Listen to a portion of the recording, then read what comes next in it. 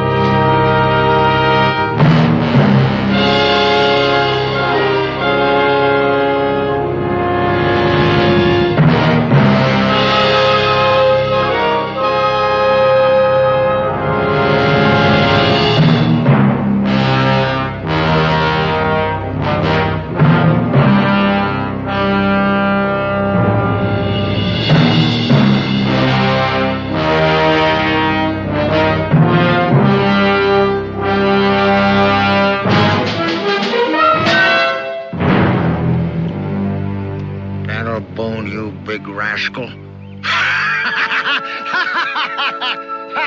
I'll be a Dino. Doc, you big son of a gun. A man that walks like a bear. Dino, you're still the champion. You're still the king grizzly of them all. And you're gonna wear me out proving it every time we meet. Where you headed for, Dino? Salem. What about you? Boonesboro. You know, I got me there the biggest grizzly skin you ever seen. Gonna pay off Grover Hanks what I owe him with it, and then back to the woods like a shot. Oh, I can't stand these walled-up towns. Man's gotta have room to breathe. Well, that's a fine-looking hide. Green River country? Yeah. You know them grizzlies back there still scared of Big Zack? I know that's Shawnee country. As I recall, you killed a Shawnee last spring while you was guiding that Stubbs party into Boonesboro. And maybe it wasn't such a good idea to go back into that country. Well, you know me, Dano. I'm a hunter of bears. And when I hunt them there grizzlies, I act like one of them myself. Why, them bears wasn't even a mite suspicious of me. They just look at me and they say, now ain't he a real handsome old bear? You know, if I can fool them grizzlies, I ain't scared of no Shawnees. Why, them...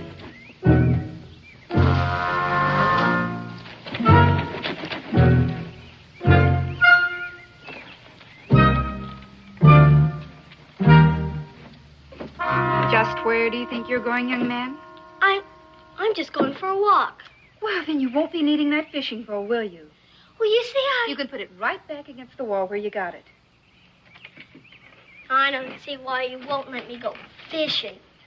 What was the very last thing your father said to you before he left? Not to go near the river unless someone else is with you. Well? Well, I wasn't going to go close to it. Just close enough to drop the hook in the water. Well, I don't think that's exactly what your father meant, do you? I never asked him. Well, you'll just have to take my word for it, won't you? Yes, ma'am. Mother, you wouldn't like to go fishing with me, would you? Not today, honey. Well, Mrs. Seitz is ill, and I promised to drop in on her. Maybe tomorrow. Will that be all right? I suppose so. But what will I do until then? Now, it seems to me that you've spent years finding some way to entertain yourself. That's when I was little. Now that I'm growing up, it's harder to find things to do. That always has been one of the problems of old age. Maybe I could go hunting. Pa didn't say nothing about that, did he? Can I, Ma? I suppose so. If you don't go too far and if you're home by supper time. Gee, thanks, Ma!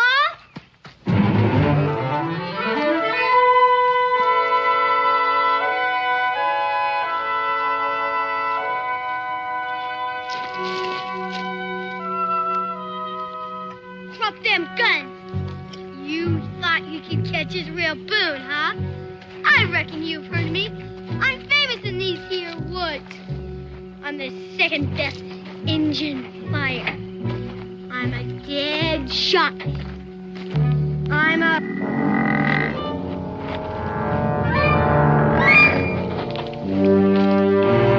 Hey, stop, Israel! It's me, Big Zach! Hey, Israel! Zach! What'd you catch this time, Israel? Choctaws, Shawnees, Creeks, or just plain little old mosquitoes? Where did you come from, Zach? Where are you going? Whoa, boy, whoa. I haven't seen you for months. Well, you're coming at me like a bolt of lightning. Now, about your pa. He's gone to Salem. Yeah, I know that. I met him in the woods. He done give me a message for you. Oh? Don't get in no trouble. Don't go hunting no make-believe Injuns. Well, the cub sure has growed. Left in a itty bitty thing, and now look at him near onto a man. Oh, feel that muscle. You're going to be a great wrestler, just like your pa. You know, 10 days after your christening, I saw you squirming there in your ma's arms, and I said that there cub's going to have the strongest headlock in the whole frontier. You gonna take me hunting this time, Zach? For grizzlies like you promised? Well, yeah, but you know the bear I'm thinking of, well, he ain't quite grown up to size yet. You know, them little things, they got to take a little time to grow. Come on, boy, climb up there. Come on, up you go. That's it. Out there's a bearskin up there, grizzly bearskin. Gonna take it over to Grover Hank, and then I'm gonna go pay my respects to your ma. How's it feel, boy, to be riding the biggest grizzly of them all? Great. All right, boy, let's go.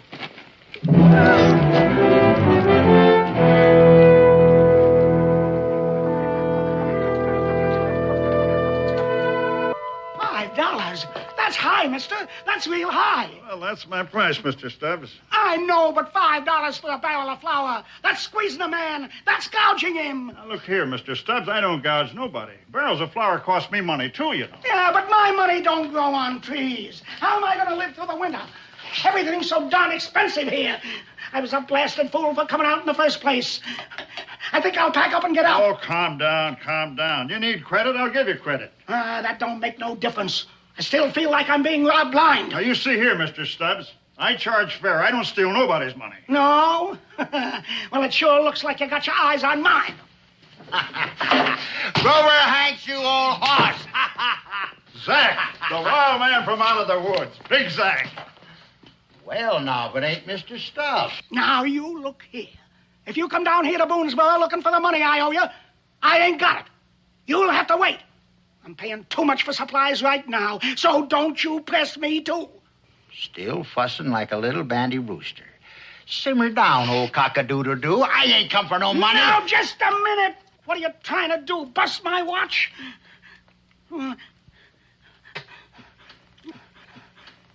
I guess it's all right. But there's one thing sure. I ain't got no time for fools.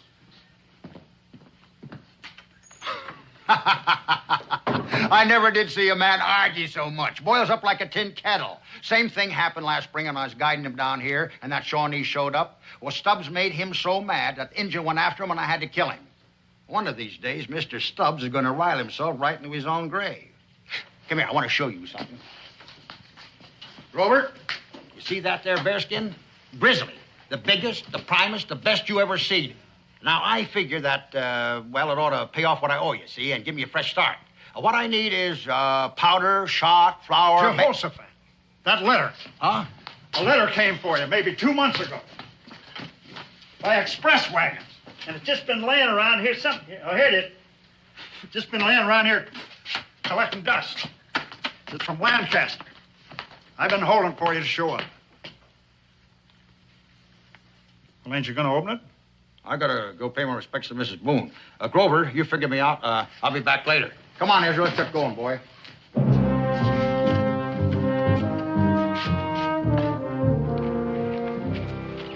I thought we was gonna see our mom. Oh, pretty soon, Israel, pretty soon. Gotta take care of this thing first. Come on, boy, sit down.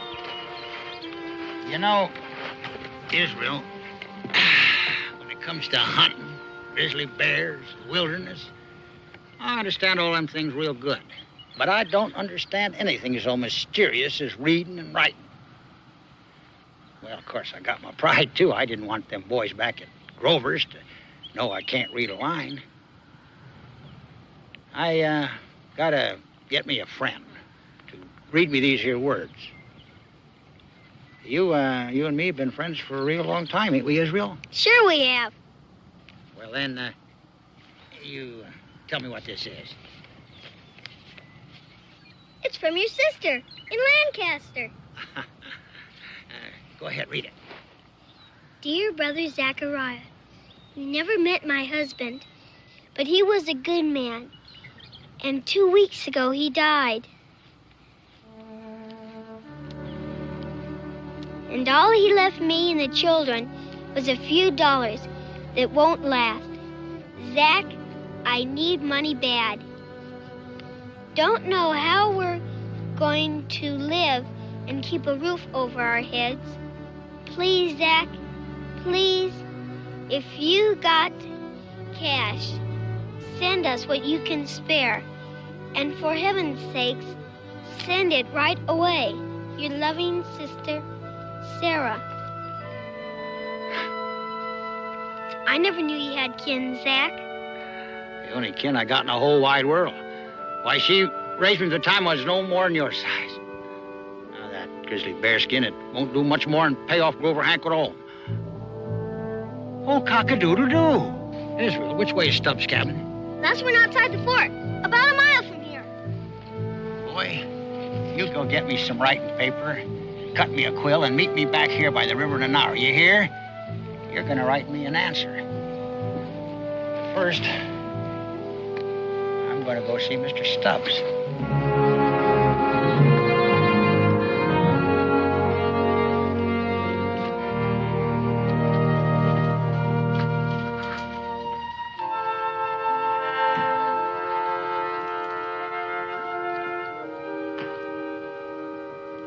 Israel, what on earth are you doing now? Just getting some things I need. Well, I thought you were out in the woods hunting. I was, but I got something more important to do. Well, if I'm not being too curious, would you mind telling me what you intend doing with the pen and paper? I'm going to write a real important letter. Oh, is that so? Yes, ma'am. Well, if you'd like to tell me about it, maybe I could help you with it. I'd like to, Mom, but I can't. Why? Because I gave my word. Pa always says a man shouldn't go back on his word. Your father's absolutely right. Guess I shouldn't be so curious. It's not that I'm mine, Mom. It's just that I got this friend, Oh? and he's just got to get this letter wrote. Except he doesn't know how to write. I see. Only he's got his pride, and he don't want no one to know he didn't go to school. So he asked me to write it for him, if I didn't tell who he was. I think I understand, son. That's all right, ain't it? Of course it is. And you ain't mad at me? On the contrary, I'm proud of you. Very proud. But you better hurry along now. You don't want to keep your friend waiting. Israel? Be careful, Israel, and don't spill that ink. And hurry home. I'll have supper ready for you.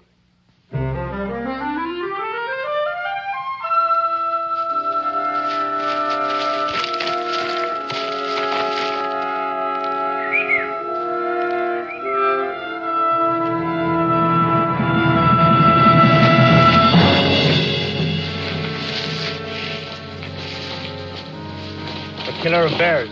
I have seen him. He goes that way, toward a cabin. Soon there will be vengeance for the death of our brother.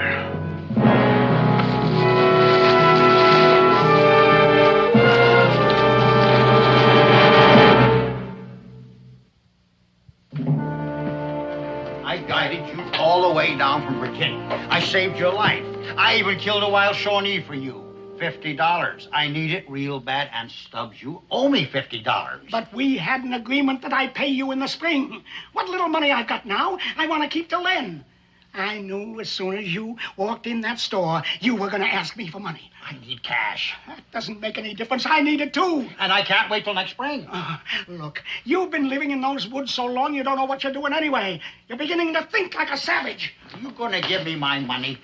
An agreement's an agreement. But that money's mine. I never said it wasn't, but I got to live through the winter. You don't give me that money, I take that money. What are you going to do now? I'm only looking for my money. But that's stealing, man. That's stealing. Oh, always arguing, always arguing. Only tell me You what's have no right mine. to ransack my house this way. You have no Will right you to please get out of my way?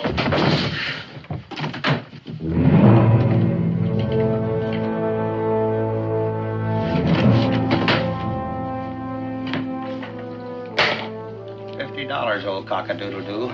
That's all I'm taking. Just what's mine.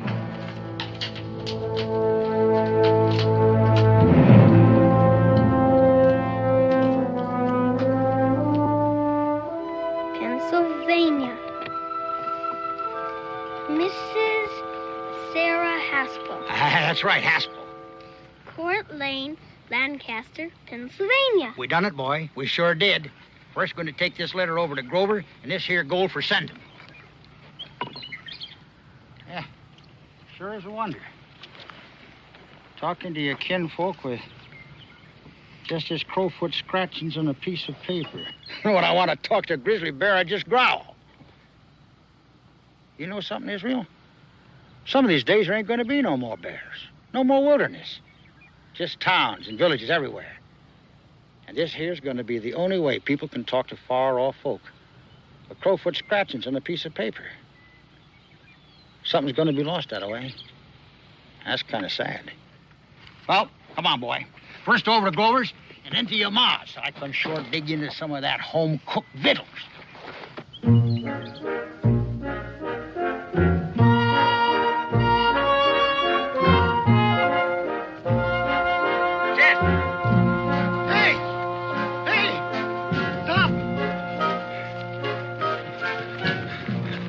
Killing. There's been a killing. What? Stubbs. Henry Stubbs. He's dead. He's lying there in front of his cabin. Blood all around. I never seen such a killing, like done by somebody wild and savage. Stubbs? You said Stubbs? Man, you're lying. Well, I ain't lying. I seen him. He's dead. Let me go. I gotta tell him in Boonesboro.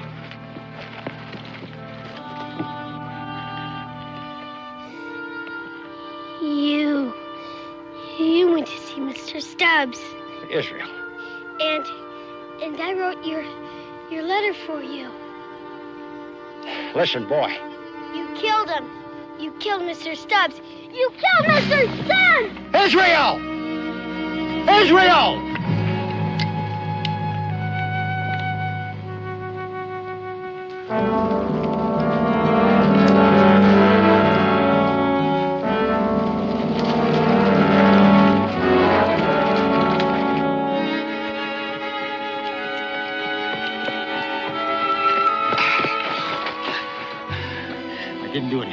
I didn't kill Mr. Stubbs. You went there. You said you did. Well, sure, I went there, but only to get what was mine, that's all. Let me go. Israel. Sure, I hit him. But it was no killing blow. It was a shove. Yeah, more like a shove. I gotta get home. I gotta tell. But Israel, I wouldn't lie to you. You took his money, and you said you hit him. Listen, will you stop fighting me, boy? I don't want to hurt you. Listen. I gotta tell the settlers. I gotta. But Israel, we're friends. My pa taught me when something's wrong to tell him or to tell my ma. And besides, we ain't friends no more. You killed Mr. Stubbs. Israel!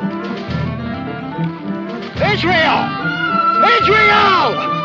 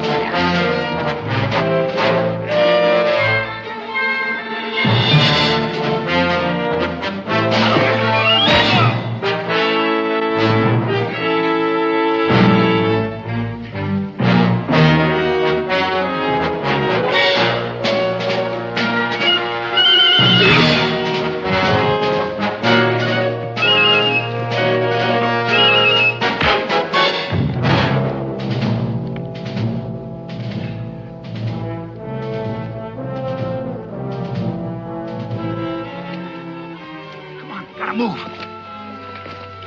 Come on, don't be stubborn. We can't get back to Boonesboro. The Shawnees are all around us. Come on, we gotta run, boy.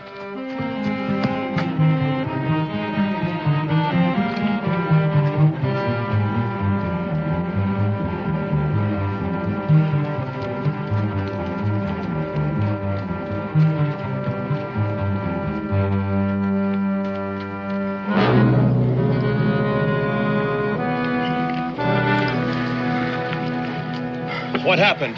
Who has done this? The killer of the Shawnee bear and the young cub. They cannot be far.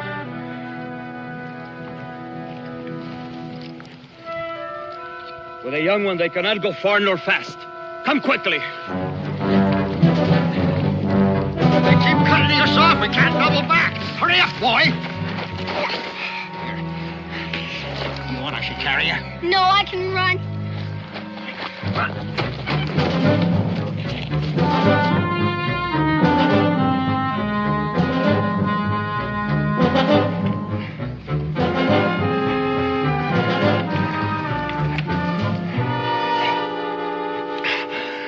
Just catching my breath, boy.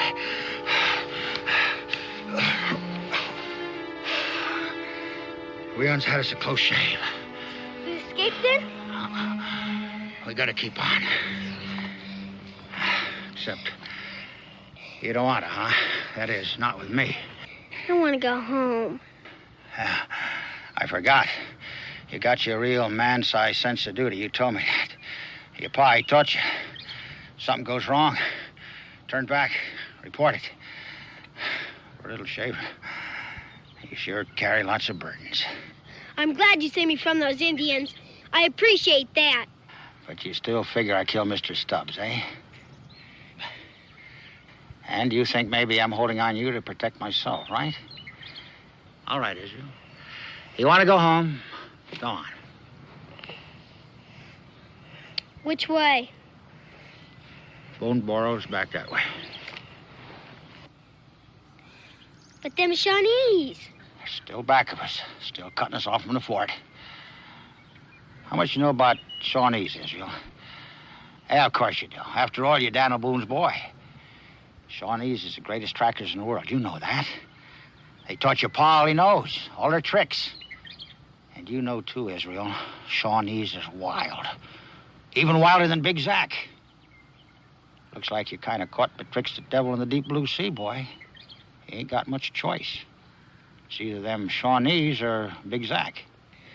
Boy, you stay with Zack. You stay with the old grizzly. And keep on. We gotta keep on. We gotta run. We gotta run like the grizzly bear and his cub. I ain't your cub. Maybe not. But Zack, he takes care of anything. Till they grow to size. Man or beast. I know you're tired, boy. So climb up my back. Zack will carry you. Did you kill him, Zack? Mr. Stubbs, did you? Ain't no sense answering that, boy. Not if you don't trust me. Come on. It ain't so far from the ground up to my back. Yeah, now we're getting someplace. You're bleeding. You got wounded. Oh, that's just a scratch, boy. You can't hurt us grizzlies. Now hold tight. We gotta get moving.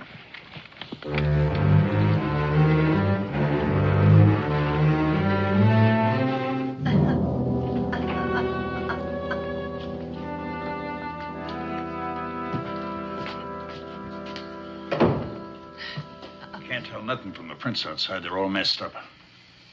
We'll find out who done this, Mrs. Stubbs. We'll find out. I don't care who done it. It won't bring my man back. I was just out for a moment visiting with a neighbor. I promise you, Mrs. Stubbs.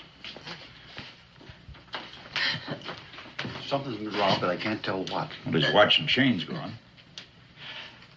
Did you have any money in the cabin, Mrs. Stubbs? Was there any money in the cabin, Mrs. Stubbs? Yes, in that cupboard, in the little chest, in the leather bag. $100 in gold. See if you can find it. Hey, Tupper. John. I found these under the bed. Bear claws. like Big Zack wore. Well, here it is. Don't feel like no 100 in gold. Count it. 10, 20, 30, 40. That's it, $50. There was 100. That means 50's missing. Wasn't that what Mr. Stubbs owed Zack for guiding him here? I don't like what any of this means.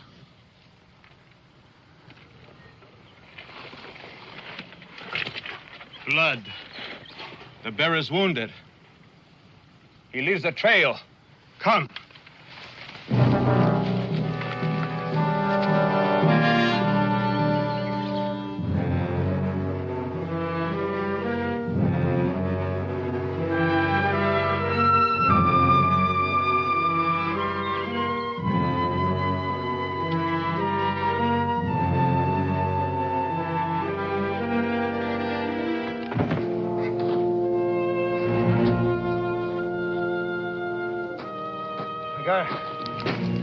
You gotta go on, boy. Come on. Come on.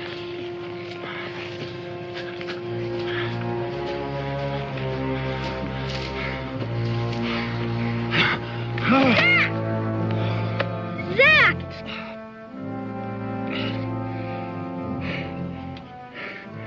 Scared you, boy? I'm all right. I'm all right. I sure got you in a peck of trouble, didn't I? All because I can't do no reading or writing. I gotta take care of that.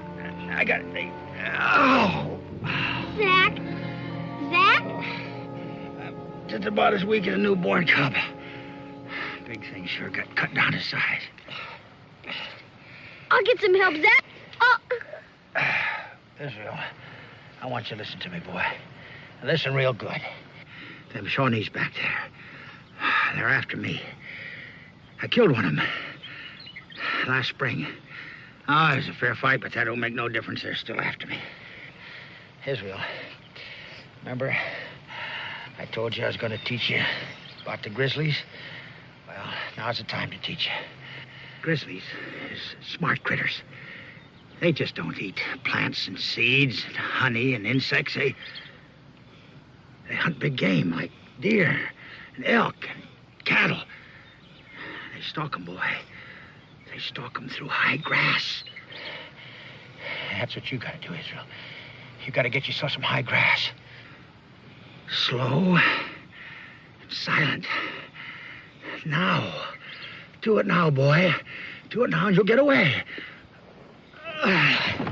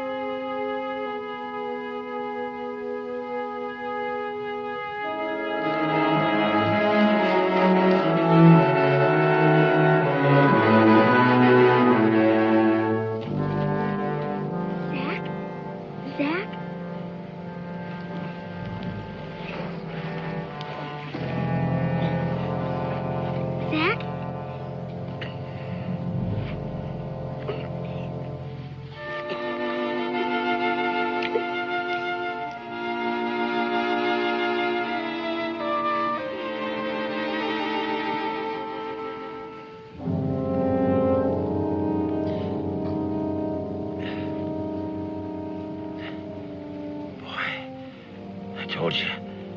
Get away. You gotta have help, Zack. Boy, you gotta do like the grizzly does. Go ahead.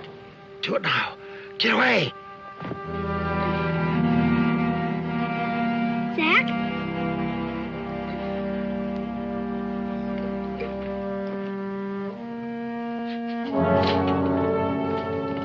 Four men? That ain't enough. That ain't enough to get Big Zach. That's all we could get. Well, you need Boone. That Zach, he can be a wild one. Takes only one man to get a bear. We got four. Yeah. Grover, have you seen Israel? I can't find him anywhere. What is it? Is something wrong? You can't find Israel? No. He was with Big Zach. What is it? What about Zach and Israel? Tell me what's wrong.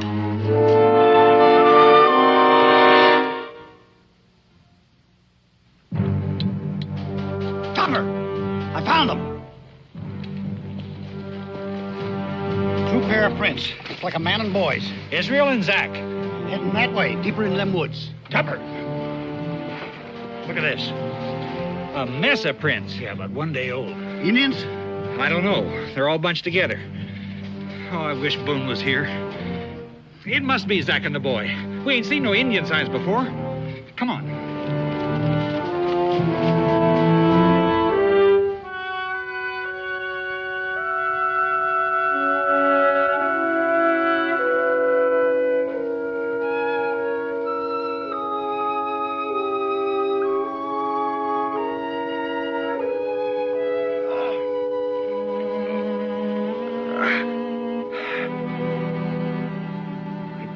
Told you to get away. It was dark. How long you been sitting here? I don't know, a couple of hours or so. Boy, I ought to whoop you. I ought to whoop you real good for not doing as you're told. Why'd you stay? My pa told me to help people, no matter what. No matter if you even think they're killers, huh? The bleeding stopped.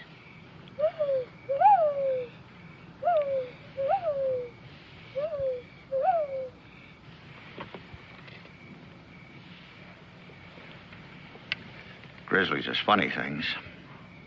It's only the cubs that can climb trees. Do you know that, Israel? Only the cubs? That's a fact. Once the grizzly gets growed up, he loses his power to climb. Israel, if them Shawnees ever do show up here, I want you to do like the grizzly cub does. I want you to shinny up one of them trees and get lost, you hear me? Mockingbirds sing at night. But that sure ain't no mocker.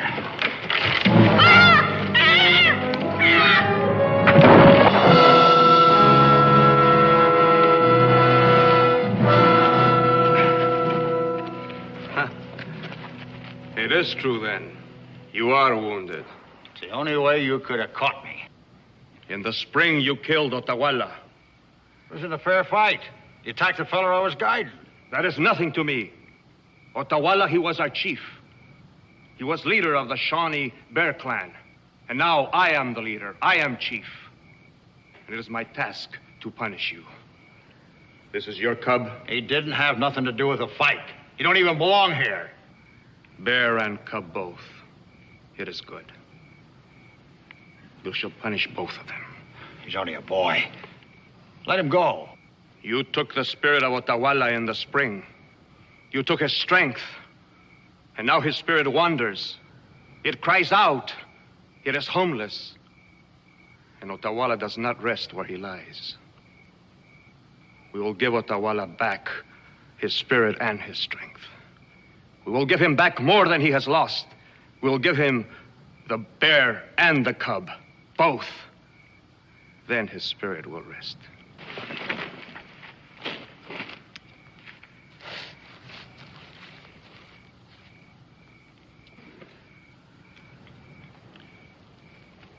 The moon will be full. Then we will begin the sacrifice for the spirit of Otawala. First there will be the bear dance, and then the offering. And then I, Running Fox, will kill you. That belonged to Mr. Stubbs. What? The chain! The watch chain! You little devil! You did it! You did it! A little warrior, a little wind, a little storm. You killed Mr. Stubbs! You killed Mr. Stubbs! The man of the chain. Mr. Stubbs. Yeah, little fire. He surprised us while we hunted for him. You have a brave cub. I ain't his cub. I'm Daniel Boone's. Daniel Boone's cub? Is he Daniel Boone's cub? Daniel Boone's cub. This will bring a great Shawnee honor. You will live in my lodge and I will raise you. You will grow up into a great Shawnee warrior. Sit now. Tomorrow you will come with me. Come.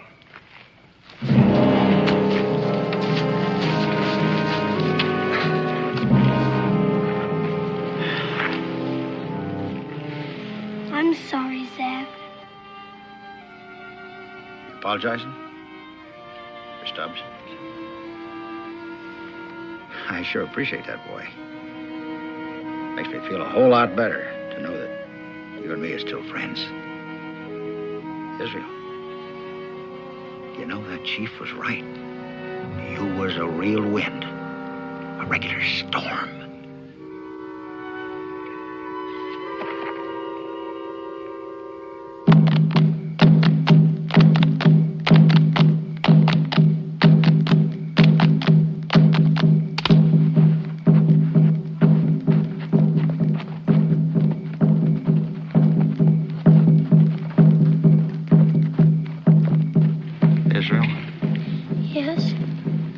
Told you about the grizzly cub, didn't I? Oh, boy, you remember it. And you remember it good. Because when I tell you...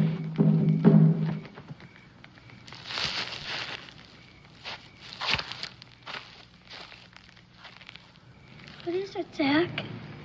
They finished. They finished their dancing. Now the real party's about to begin. Ooh, that's your bad arm. Yeah. I'm just testing it, boy. I got me a feeling I'm gonna have to use it pretty soon. Oh, great moon, mother of us all. Tell him. Call him. Call the spirit of Otawala, brother of the Shawnee Bear Clan. Tell him soon he will rest. Soon he will be home. That I, Running Fox, will give back the strength that was stolen from him. Give back the power to his bones. It is time now. Let us begin.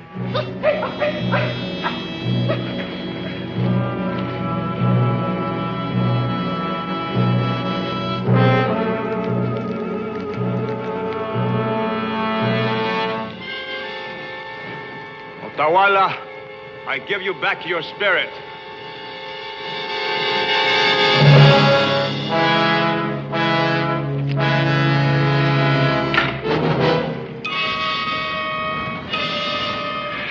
Two riled up grizzlies, huh?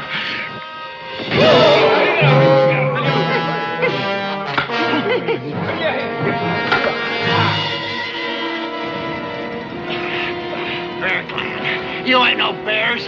You're chicken stealers. Dogs. Rabbits.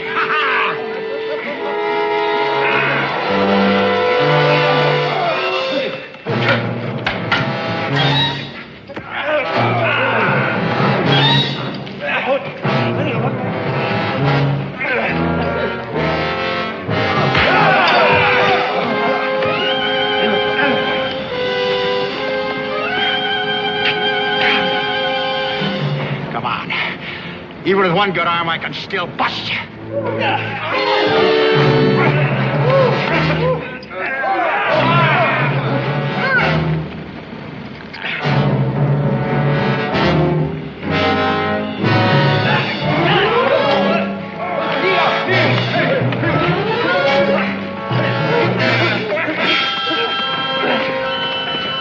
Now, Israel, now!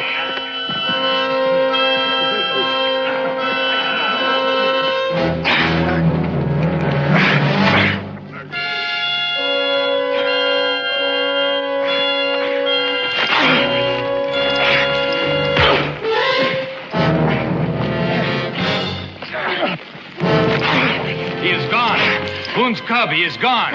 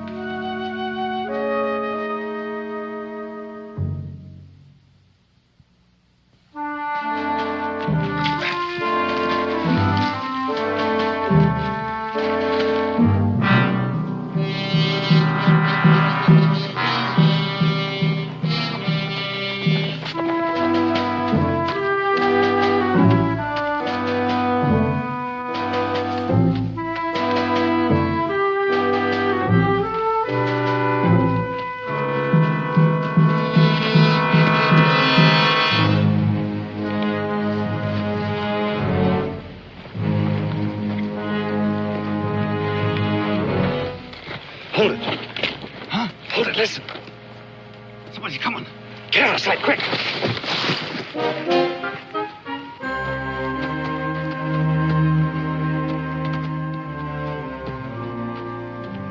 Don't make a move. Am I glad to see you, man? Shawnee's back. Oh, what do you know? Right into our laps. I'm telling you, don't move. I just soon put a bullet in you with spit. You're wanted for a killing. What's the matter with you, man? I'm telling you, Israel's back there. What about that boy? Where is Israel? Well, he's back there in the woods. You abandoned him? You left him in the woods? So you finished Stubbs and now the boy, too? Well, hanging's too good for you. What's the matter with you, man? I gotta get back to that boy. Stay where you are. I ought to pull this trigger. That's what I ought to do. I ought to pull this trigger.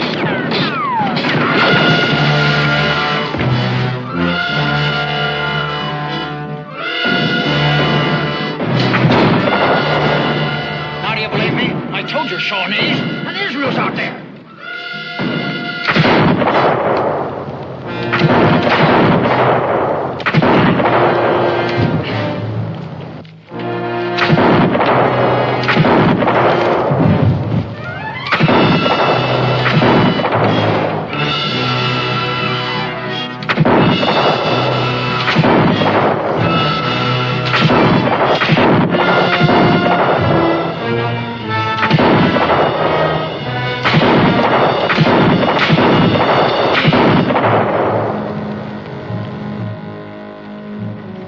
They're gone.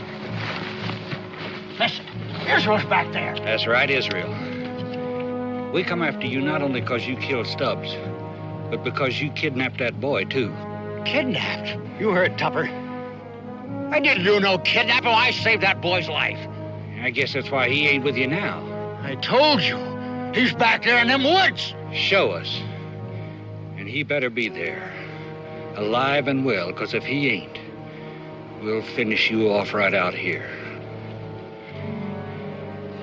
All right, now move. Move!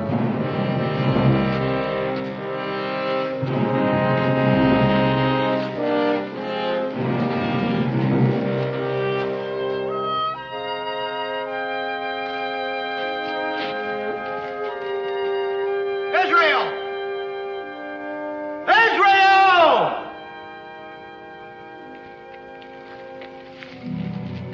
I left him right here. Supposed to find a tree and climb up it.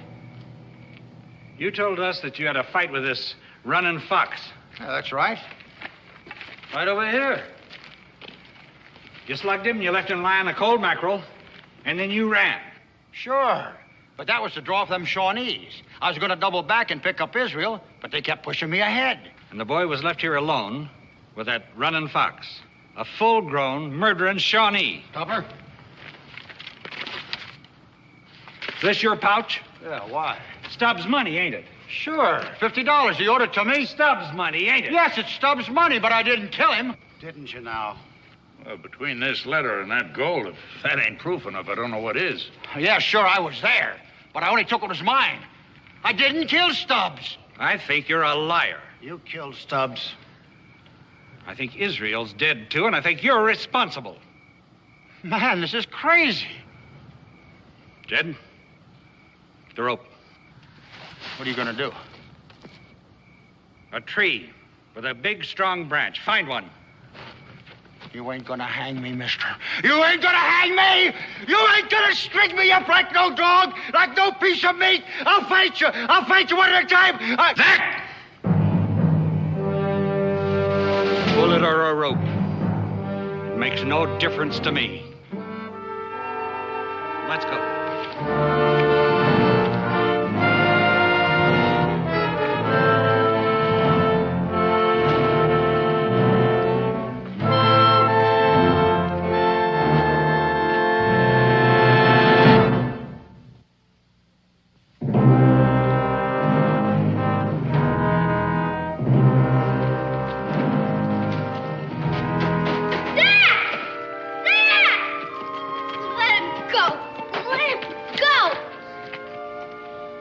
Boy, you're sure a sight for these old eyes. At least the boy's safe.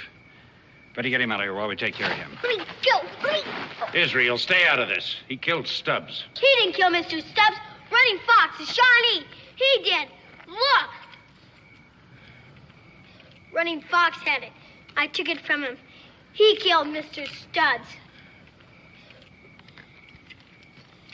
When you ran away, Zach, I climbed down the tree and I took it from him. He started to wake up, so I ran in the woods and I hid in some brush. I knew you'd come back for me, Zach. I knew it. That's right, boy. That's right. But not this way. Not this way, that's for sure. Oh, my little grizzly cub. Yes, sir. That's all I done was to take the Goldwater's mine and ask Israel here to write me a letter. You mean all this happened after I went to Salem? That's a fact. The boy's a wonder, Daniel. He's more than that. He's a real rough, tough grizzly bear. Here's Tisdale. He makes us proud. Here, here, here. Folks, I got a request to make. Israel, I done learned you about all the mysteries of grizzly bear, right? Now it's your turn to learn me something. You gotta learn me the mysteries of reading and writing. This time, the cub's gonna teach the old bear something. All right. Well, now, son, I've got a request. All those things you did to help and all that Zach taught you, there's one thing you mustn't forget. What's that, Pa? Well, you're not a cub, you're not a bear, you're not an animal. And all the things you did to help Zach were just showing the very best part of being a real man.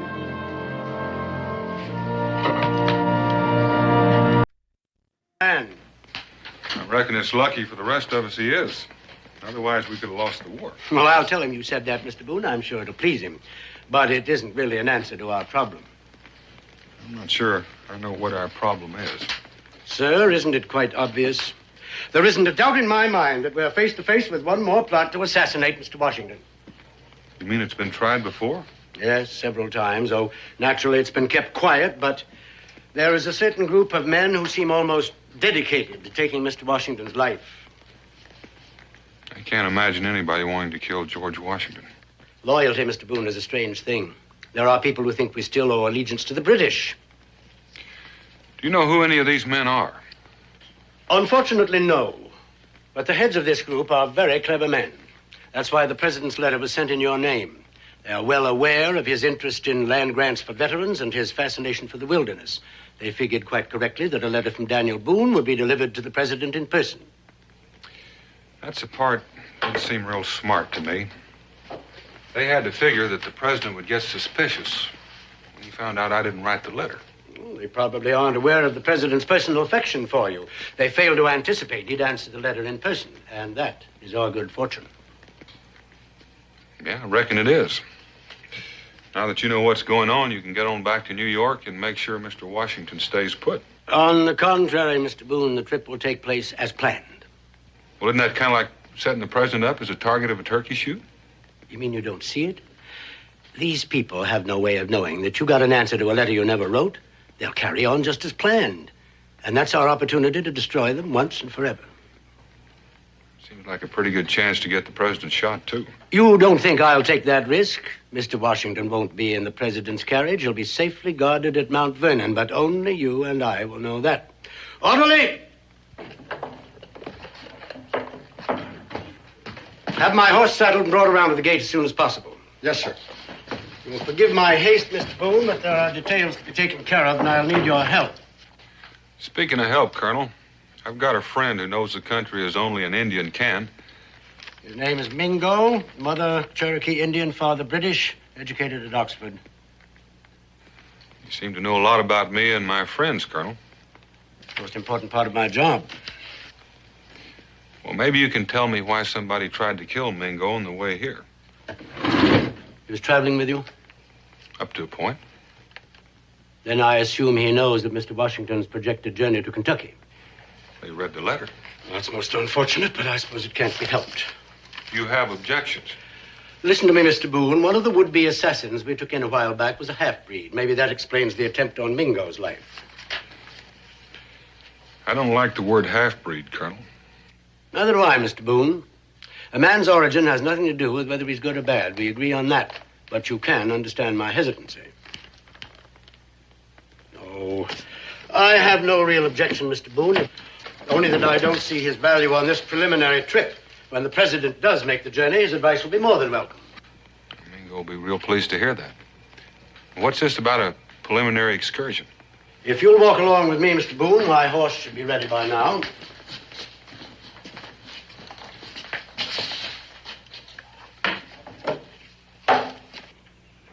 Due to the risks involved, I have thought it advisable to make a prior study of our intended route. In order to accomplish that, I've added several new men to my staff. For security reasons, only one of them will make himself known to you. That man is already on his way to Clinch River to work with you on preparations for the president's safety. Until my arrival, he will be in charge, unless you object to that arrangement. Well, there's no objections, Colonel. That sort of works a little outside of my line anyway.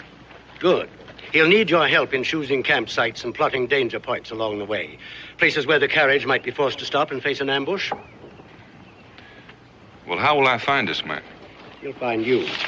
Here's a copy of his orders. He'll give you the original to identify himself along with his other credentials. Well, what if he asks me for my credentials? I hardly think you'll need them, Mr. Boone. There's only one of you in all Kentucky, and if I may say so, you are rather unmistakable. Well, there's just one more question, Colonel. What if folks get curious about this trip? That possibility's already been considered. You'll simply be acting as a guide in a land survey. You have worked in that capacity before, I believe? Yes, sir. All right, then, until we meet again, a safe journey, Mr. Boone. Same to you, sir.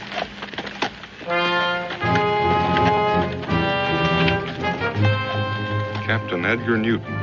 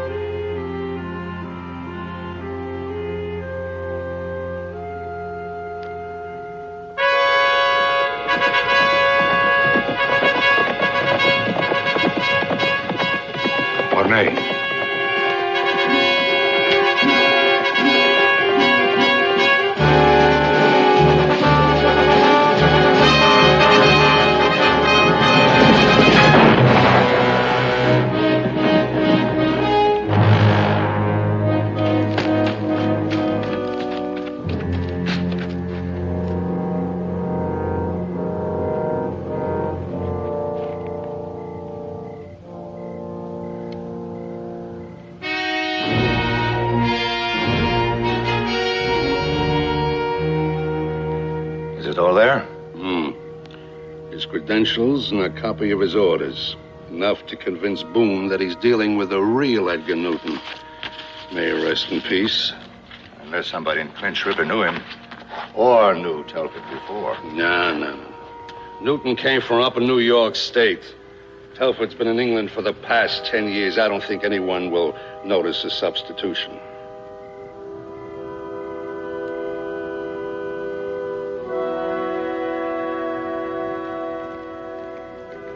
Sit down, Warner. You've walked at least 10 miles since dark. Captain Newton should have been here long before this. So doesn't that bother you? Not especially. His horse could have gone lame, or he could have been delayed in some other way. Or we could have chosen the wrong spot for the rendezvous. Since it was the same in both orders, I don't think there's much chance of that now. Have another drink. You'll be alone. You seem to forget we have a schedule to keep, and there's been small allowance made for error. There might have been a change in plans. In that case, allow me to congratulate you on your alertness, gentlemen. I could have killed you both easily. Give me a drink, John. At least I'm glad to see you both here on time. On time? We've been waiting here since noon. My horse apologizes. We've been traveling since morning. And we're not staying the night? No, Boone's due in Clinch River sometime tomorrow. I'm expected to meet him there. I'll saddle up then. No, the colonel thinks it's better we travel separately and meet as strangers.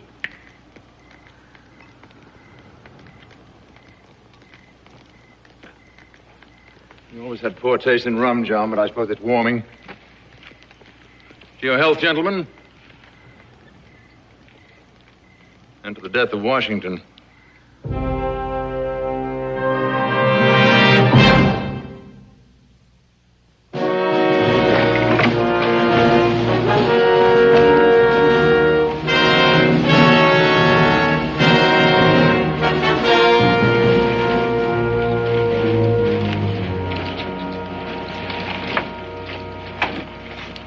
Looks like you've been riding a far piece, stranger. Riding hard. Far and too fast. Oh, you take care of my horse for me. Yes, sir. How long you plan on staying? Overnight at least. You look like you could use a rest. Is there an inn in town where I could get some decent food and lodging? Well, the Village Inn is just up the street. Ain't really decent, but it's the only place in town. Thank you. By the way, would you happen to know a man named Daniel Boone? Daniel? You are a stranger around here, mister. Reckon ain't anybody in the whole territory don't know him. Well, do you know if he's here in town? Well, I ain't seen him. He ain't a man you could overlook real easy. Thank you. I beg your pardon?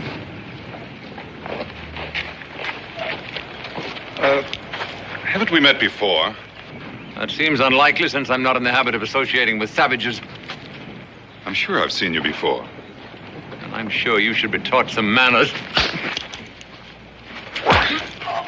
Fight! The Indian knocked him down! Fight! Somebody get the fire stone! Look, we have no quarrel. Get that Indian!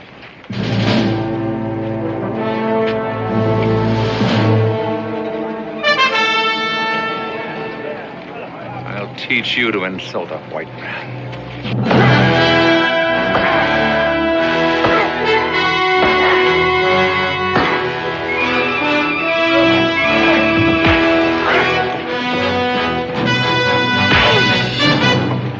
You all right, Mingo? No thanks to him. Would you like a free swing at him? That seems to be his style of fighting. Excuse me, sir. I think there's been a slight misunderstanding. You're sure of it. Now, you better get out of here, mister. He may not want to swing at you, but I'm real tempted. I believe I heard him call you Daniel. Your last name happened to be Boone? Could be. Afraid I owe you and your friend an apology, sir. This whole affair was entirely my fault. It's unfortunate we had to meet this way, but perhaps the whole incident can be forgotten. For our mutual advantage. My name is Edgar Newton. Edgar Newton? Since what we have to discuss is confidential, I would prefer to find somewhere more private. If you'll meet me tonight in the tap room, I'll be happy to show you a copy of my credentials and my orders. Perhaps that will suffice to convince you.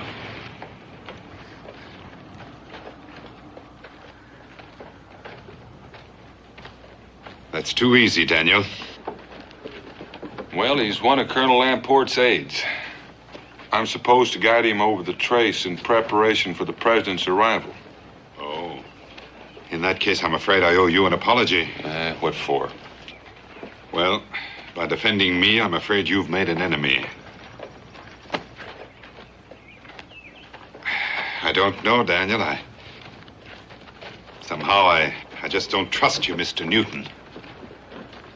Can't say that I blame you. Well, where are you going? Back where I belong. Well, why should I stay here? Don't tell me I've been invited on your little scouting expedition. Well, you weren't exactly invited, but Colonel Lampert said he didn't object to your going along. Well, that's very kind of the Colonel, but I don't think I'd like to travel with Mr. Newton. Let this be your expedition.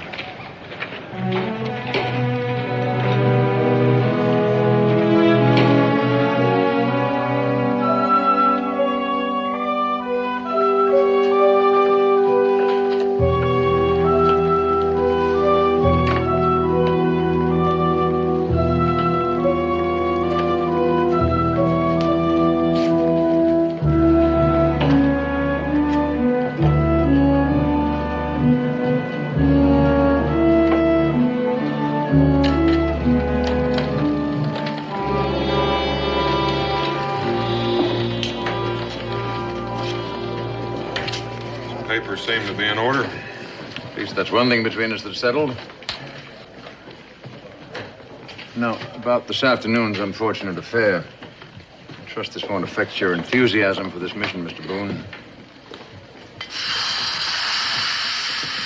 I was asked to work with you. I don't have to like you. At least you're honest. I admire that.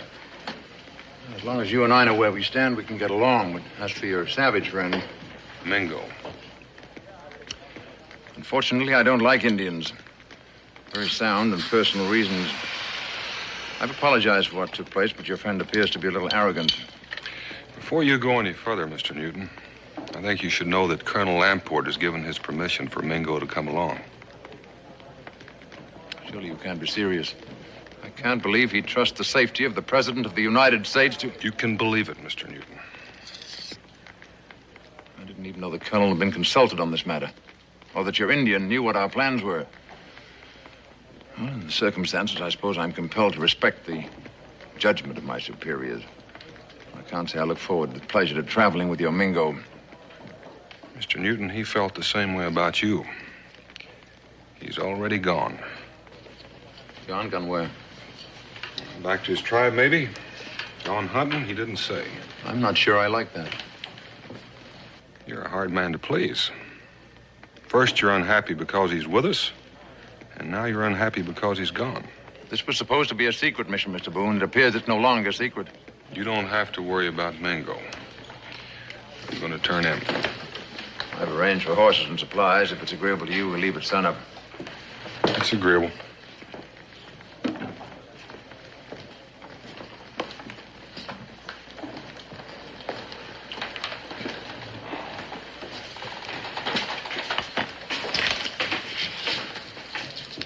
What did you find out? Nothing we didn't know before, except the Indian's gone. I could have told you that before. We saw him leave shortly before sunup. Which direction was he headed? West. And get after him. At this time of night? At this time of night, he can't have traveled far. I don't see what harm he can do. He knew me in London. Not very well, fortunately, but given enough time, he might remember me. We can't take a chance like that. Where do we go, then? You'll find me on the trail. We leave at sunup. What do we do with the Indian when we find him? Just what you were told to do before. Only this time, don't miss.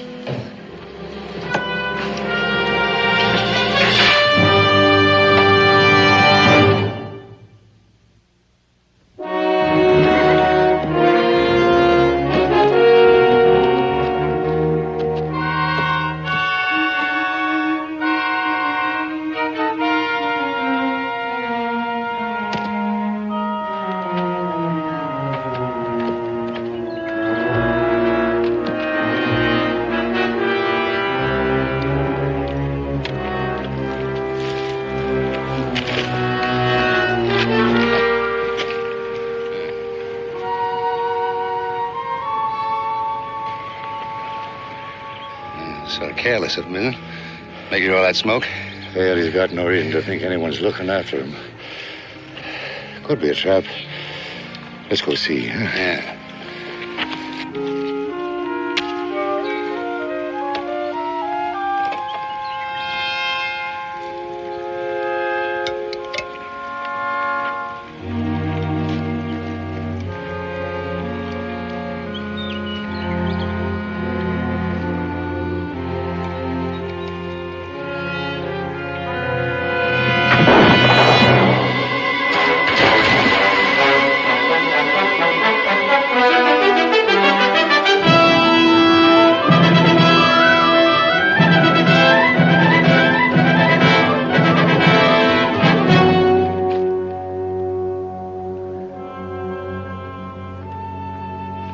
you're sure you hit him?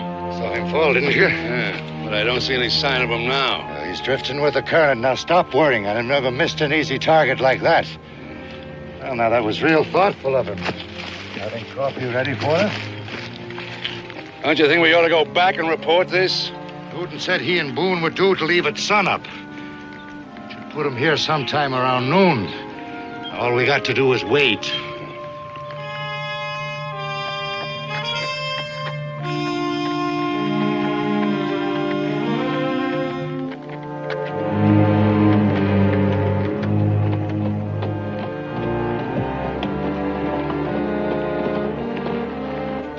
Roughly speaking, this is the beginning of the trace.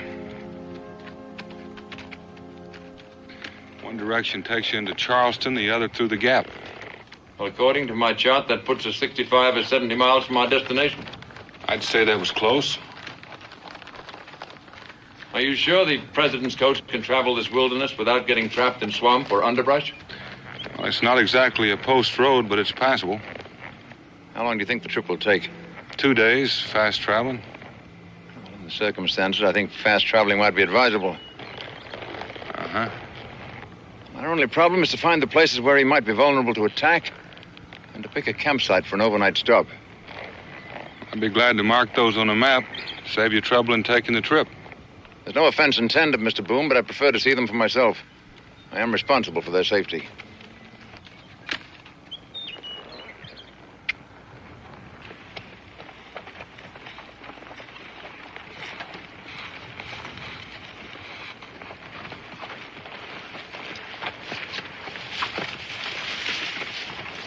How many will be in the military escort for Mr. Washington? 4 cavalry troopers and a driver. 4 troopers? It's Colonel Lampert's idea. He felt that a larger troop might attract attention. Well, if it was me, I'd swap a little attention for a few more men. You're forgetting Colonel Lampert and myself. Also the men who are working under me. How many is that? I'd prefer to keep that a secret, Mr. Boone, even from you. Shall we proceed?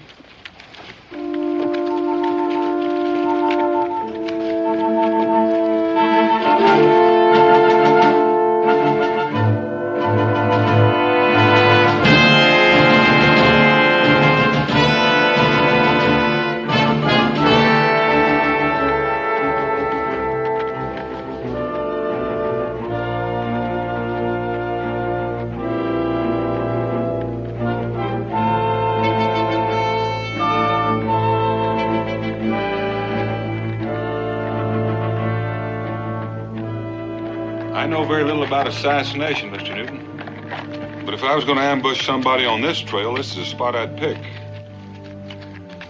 Inclined to agree with you, Mr. Boone.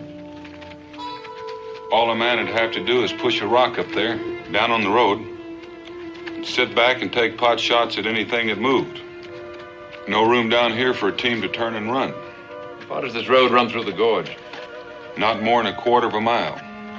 But that's far enough. You can rest assured, Mr. Boone, I'll keep this place in mind.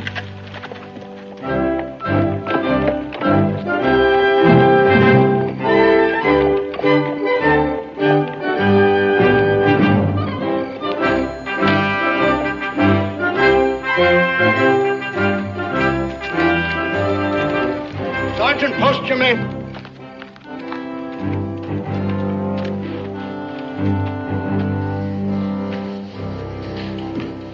Good evening, sir. Is there something I can do for you? Yes, have you a Captain Edgar Newton lodging here? I'm Colonel Lamport. Colonel, I've been expecting you. Captain Newton left at daybreak along with Daniel Boone.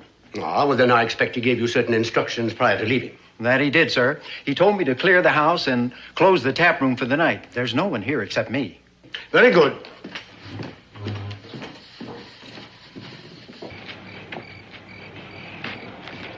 Mr. President, your lodgings are ready.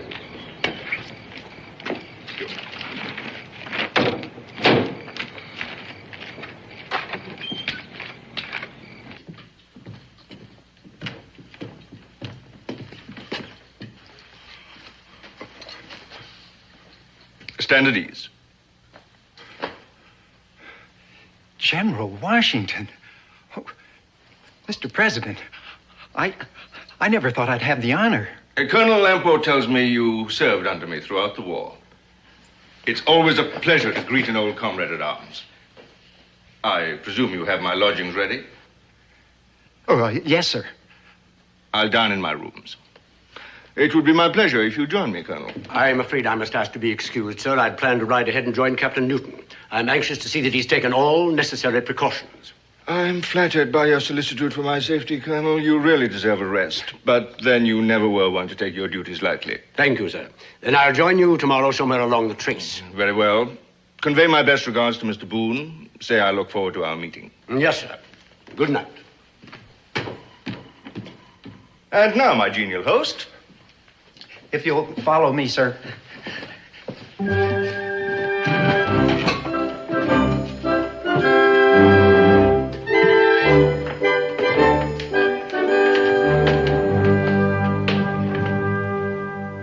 So this is the spot you've chosen for our overnight stop. It's about halfway to where we're going. It's as safe a place as I know offhand. There's a bluff back behind us that protects us from above. There's only one way to get in. I can see all that, Mr. Boone. I'm not objecting to your choice.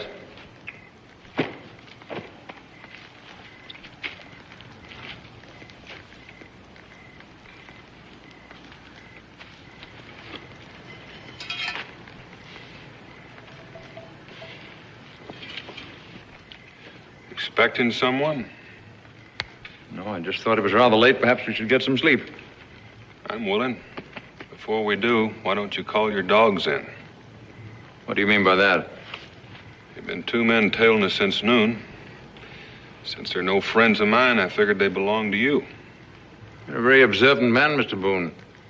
Reports of your woodsmanship were not exaggerated. John, Mornay, come on down.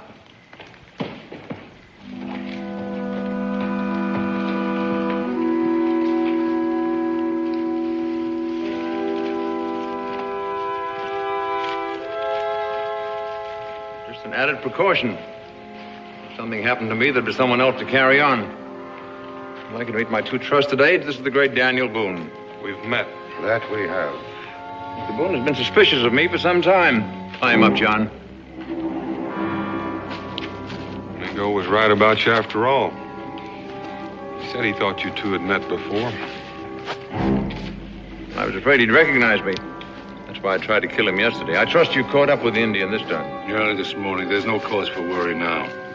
We had to be eliminated, Mr. Boone. He knew too much. I hate to interfere with your pleasure.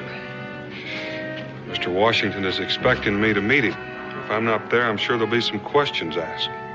I doubt there'll be any questions asked. You see, contrary to what you think, Washington is not at Mount Vernon. He's due to leave Clinch River sometime before dawn.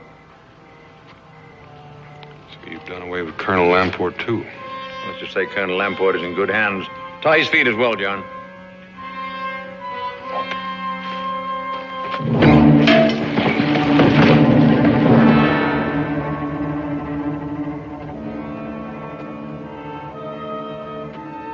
I don't think he'll cause us any further trouble. Tie him up, John, and I suggest this time you gag him. I don't think anyone will be traveling this road tonight, but we can't afford to take chances. You're not leaving. For the present, yes. It's important that the stage is set properly. Tomorrow he'll be found at the scene of the assassination, having died bravely in the defense of Washington. I'll bring up the horses, Mornay. I'm sure you prefer to die a hero, Mr. Boone. It'll be my pleasure to give you that opportunity.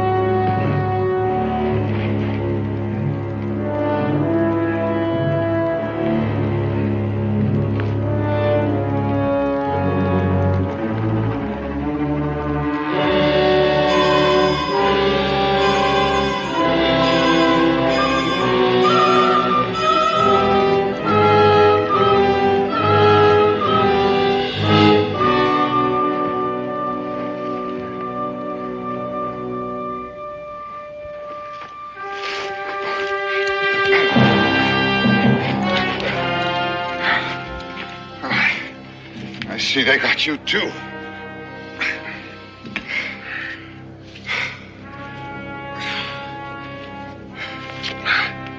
Thought you were dead. This is about as close as I care to come.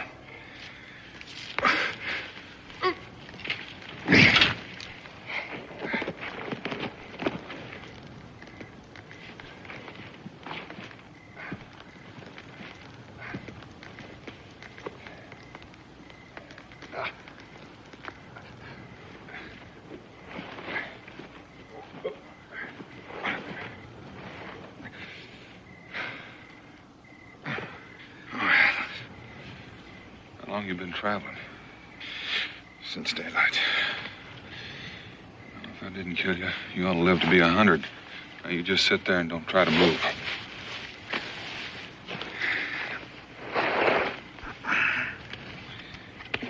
What does all this mean, Daniel? It means we've been tricked. Washington's going to leave Clinch River in the morning. They're going to kill him on the road. What about Newton? Just bait for me, and I was fool enough to take it.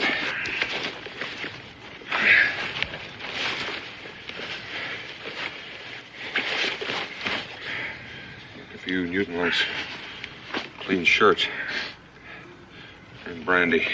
How many were involved in the conspiracy? Well, there's Newton. Two more that I know of. And the ones that ambushed you. There's probably more. Washington has 4 troopers in his escort. It's all my fault. I never should have lost my temper and left you. If I had stayed, sooner or later I would have remembered Newton, and we would have been on our guard. You remember him?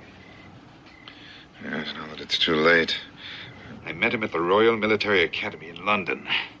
And his name wasn't Newton then. Here, take a sip on this.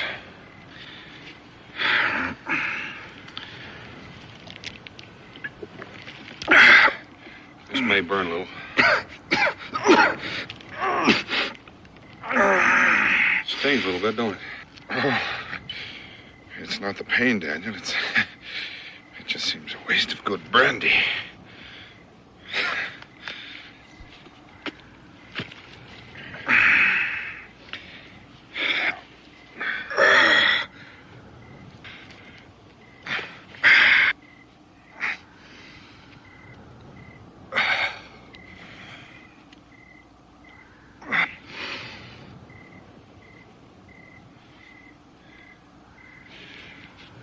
I ought to hold you till I get back. Get back? From where? Clinch River. I've got to stop that coach. Well, that's almost 30 miles from here. You better hurry, Daniel. The sun will be up in a few hours. Where is this ambush to take place? I guess it'd be the Rocky Gorge. I'm afraid I laid it out for Newton. There's not much time. Don't waste any more time here with me. I'll be fine.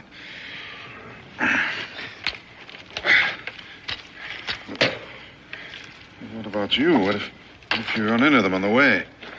Well, they'll think I'm still tied up here. That'll be my advantage, just in case one of them comes back. Is there anything else you want? I just want you to be on your way, Daniel.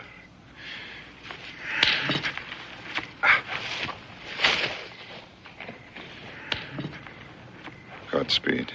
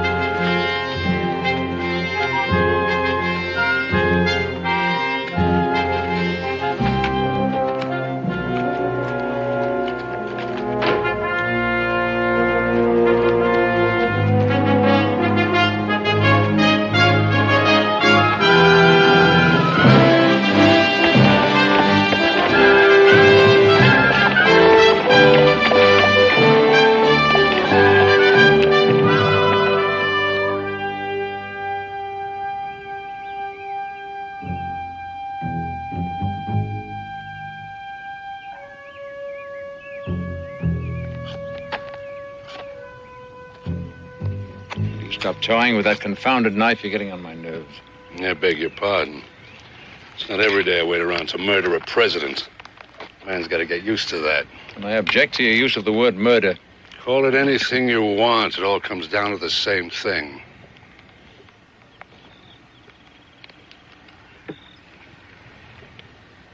You're not thinking of getting out, are you, Morny? Because I assure you it's much too late. I didn't say that. I just said I didn't like the waiting. Nor does any of us.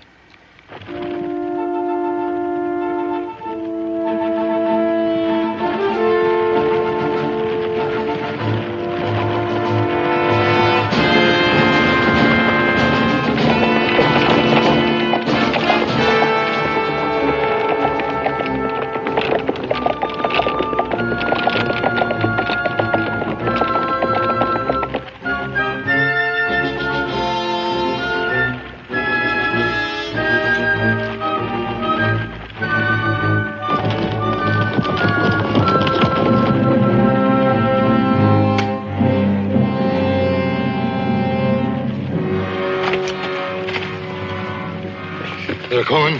How far away? I make it about a mile. You and Morny better get to your post. Yes, sir. Remember, shoot straight. We want those 2 advance guards down, and don't block the road too soon.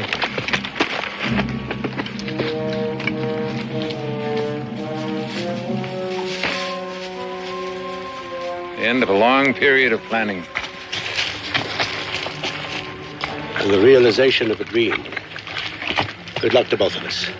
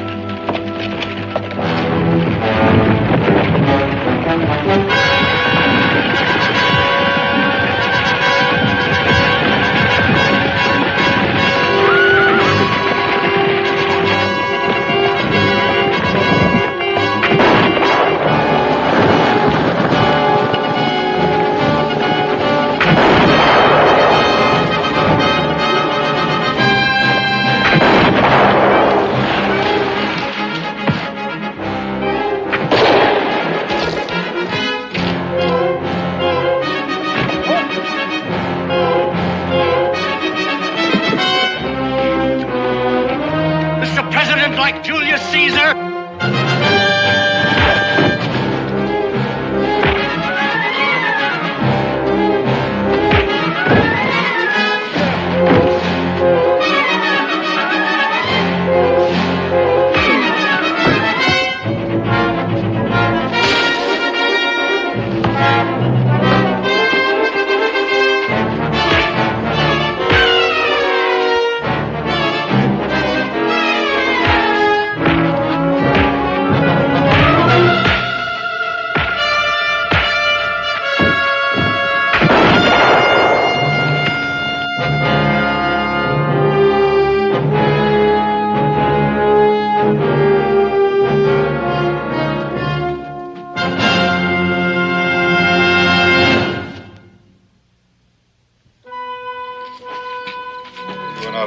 Daniel.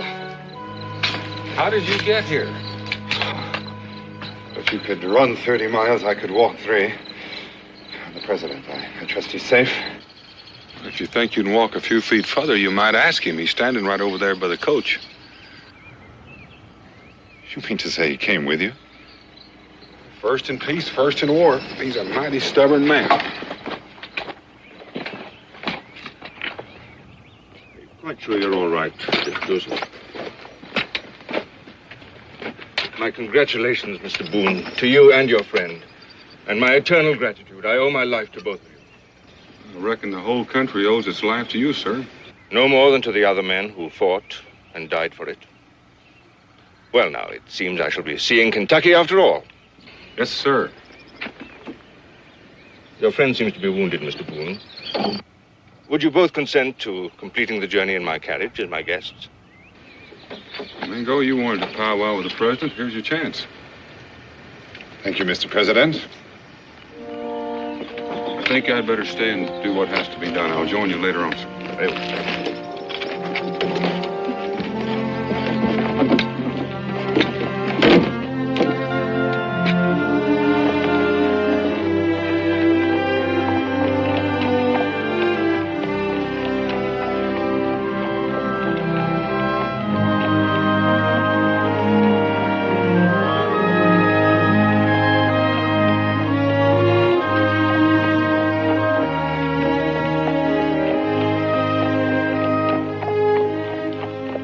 Dark and bloody ground.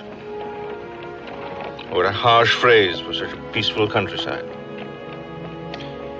The land has seen much fighting, and will see much more before there's an end to it. But there will be an end to it. Not in my lifetime, perhaps not in yours. Someday there'll be an end to this bloodshed.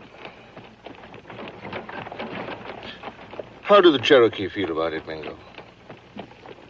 The Cherokee are a proud race, Mr. President. At first they fought against the whites. But our chief is a wise man. He no longer lives in dreams, but he's learned to live with reality. He knows that we must live together in peace or forever be driven from our lands. The choice is obvious. And tragic in a way, but there's no help for that. If all the tribes felt as you do, the problem would be simpler. Many lives that will be forfeit could be saved. It has ever been thus. And ever will be. The country is young. There is nowhere to go but to the west. Perhaps someday we'll even cross the Mississippi and move on to the westward from there. The people will fight. As long as man is greedy and the land offers wealth, there will be fighting. But enough of this. I came here to see if this country is suitable for land grants and to enjoy myself during my brief stay. There'll be grief enough when I return without borrowing from the future. You know, I envy you and your friend Daniel. Envy? Us? I envy you your freedom, your leisure, your time for hunting and fishing, for enjoying your life. I wish I could share it with you. Even for a few days? Even for a few days. I think that might be arranged, Mr. President. I was on a fishing trip when I started this journey. The fish is still there. It's a splendid way to see the country. An excellent idea, Mingo. I should have thought of it myself. Now, that's one promise I intend to hold you to.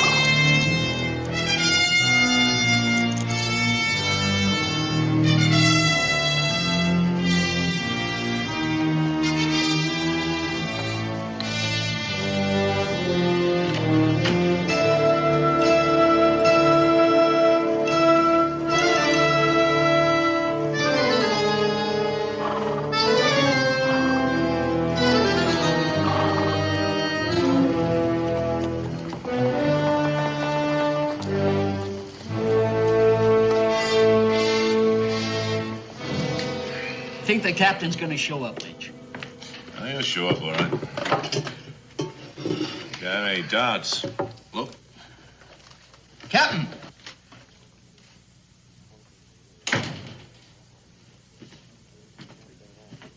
Howdy, Captain.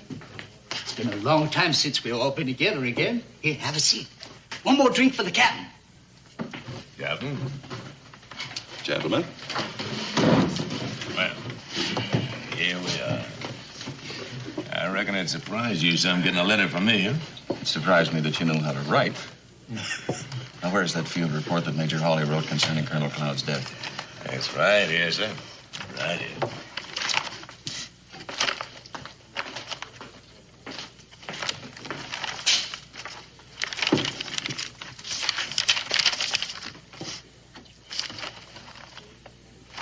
Looks authentic. You can bet on that. I took it off the major just after he went and got himself shot. Poor fella dying like that before he had a chance to deliver it. And the funny thing is, I forgot I even had it till I saw that book the colonel's widow wrote about him being such a hero. It was then it came to me. Maybe the colonel's widow would pay a lot of money just to keep him a hero. Well, that's where you're wrong. I know the lady. She might be shocked to learn how he really died, but she would see all of you hang before she'd agree to pay any blackmail. Oh, I don't think we're going to have any problems with you acting as a go-between, Captain. Especially with you being such a well-respected man in the community. She'd see me hang, too. Captain, you disappoint me. You got no way of knowing just what she's gonna do. Look, we gone to a lot of trouble. We rode a long way. We aim to get paid. I reckon you just better go ahead and give it a try. Will you let me finish? When I got your letter, I started thinking, and I have a better idea. Keep talking, Captain. I don't care how you do it as long as we get paid. 2 days from now, the colonel's body is being shipped to Philadelphia, to Lion State in a national shrine. Because I served under him, I've been chosen to escort the body. That's real touching. What are you getting at? Well, now, if the body were to get lost along the way, I'm sure the family would be glad to pay for its return.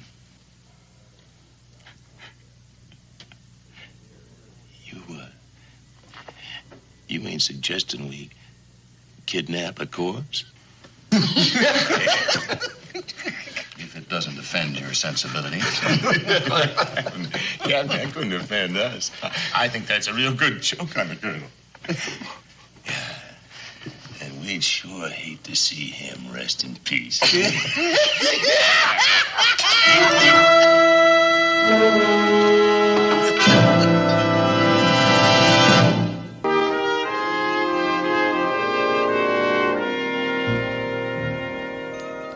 You know, it only seems like yesterday when you were just a little bitty tyke, hanging on to your mother's skirts. And now, here you are, all grown up, and on your way to a school for young gentlemen in Philadelphia. That's Becky's idea. She figured it was time he was exposed to civilization. Well, offhand, I'd say he isn't too happy about it. Well, I wouldn't exactly call him overjoyed about having to wear that suit. It's a sissy suit. Oh, I wouldn't say that. I think you look real fine in it. And it's a sissy school. There ain't anything else I need to learn. Well, now, Israel, I think you've already lost that argument to your mother. You might as well make up your mind to that. I ain't gonna like it, and I ain't gonna like any of the sissies that go to it. I'll bet on that. But you know, that feeling will all go away.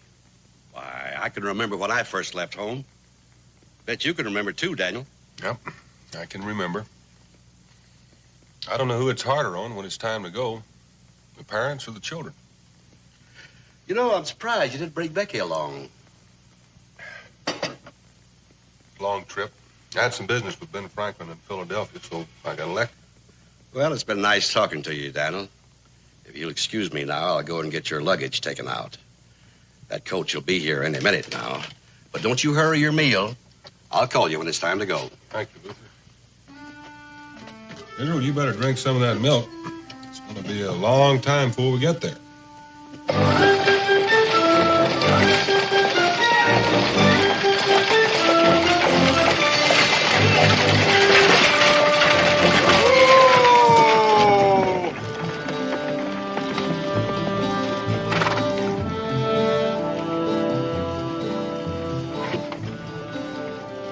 Looks like you've gone in the undertaking business, Gabe. Looks that way. Somebody from around here? No, got on board late yesterday at Haleyville, going all the way to Philadelphia. Well, at least you've got cool weather for the trip. How long do we stop here, driver? As long as it takes me to load this luggage. Well, there's no point in my getting out. How many passengers you got for me? Just two. Daniel, Boone, and Israel. They're bound for Philadelphia, too. Daniel, that'll be a pleasure. Daniel, coach is here. Here we go.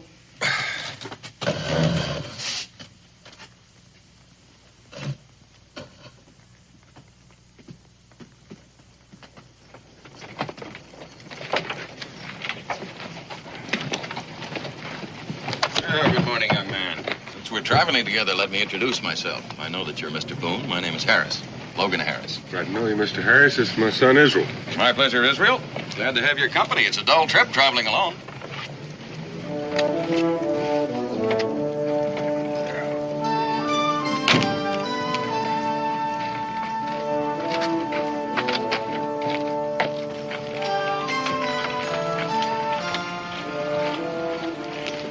Have a good trip, Gabe.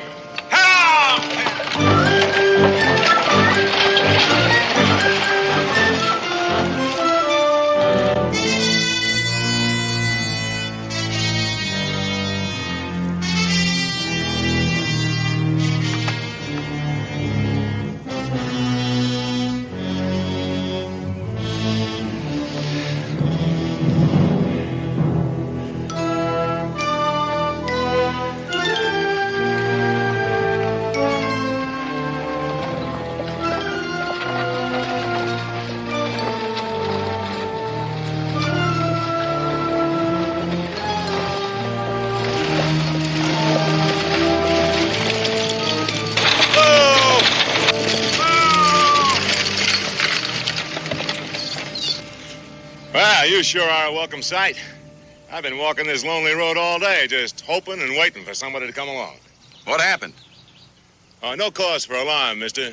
My horse broke a leg last night and put me afoot.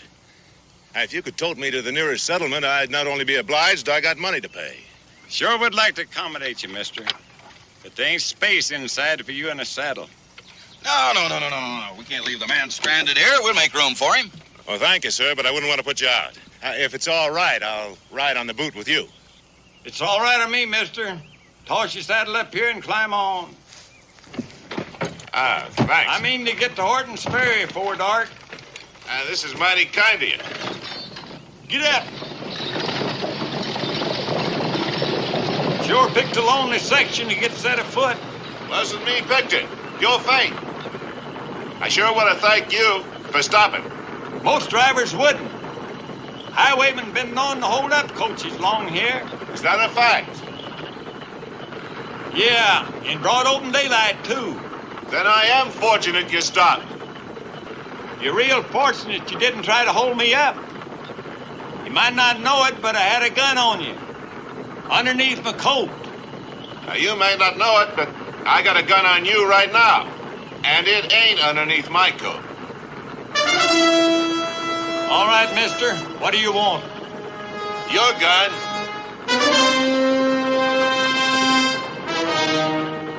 Thank you. There's an old road forking to the right. About half mile up ahead. That's where we turn off.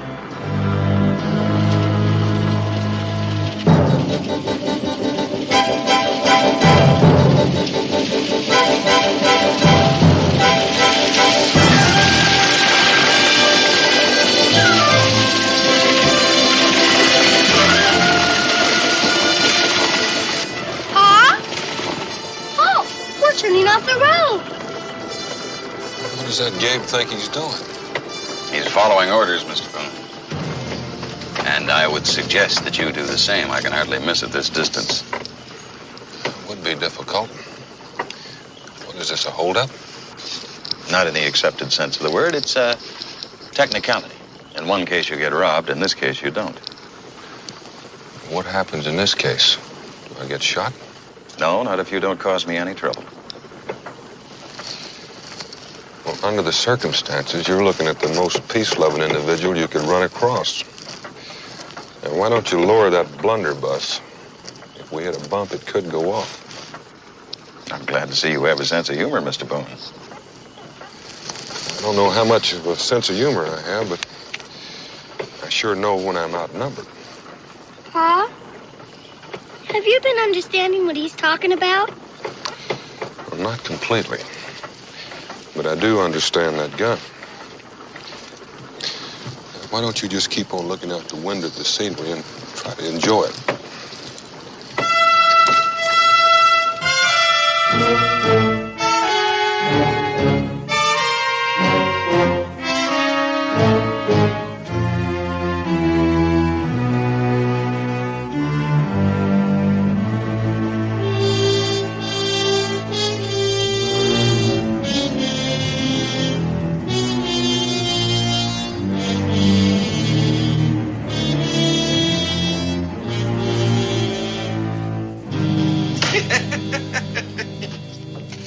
I bluffed you again. Now that makes $40 I got coming. I ought to know better than to play cards with you with your deck of cards. Any sign of them yet? Nothing. You know, I don't like it. What don't you like? If nothing went wrong, that coach should have been here by this time. Now, you heard me tell Lynch not to try to take that coach alone. He ain't alone. You forget. Captain's traveling with the dear departed. Yeah, but what good can he do inside the coach? Now, I still say we all should have been there. And I still say Lynch was right.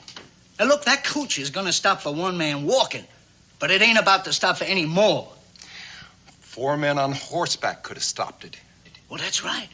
And wound up with somebody getting killed. Now, look, right now, none of us is in trouble. I'd just as soon it stayed that way. Well, I still say... Listen. Here she comes. Come on. Ross, stay here. We'll find out if everything's all right. Right.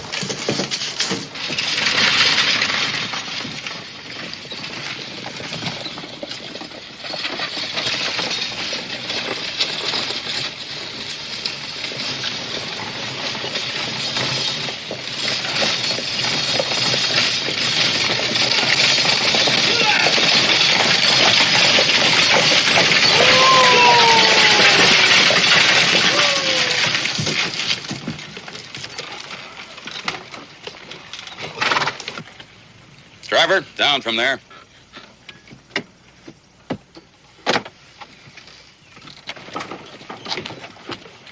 Lynch, take the coach around back and stable the horses. Yes, sir.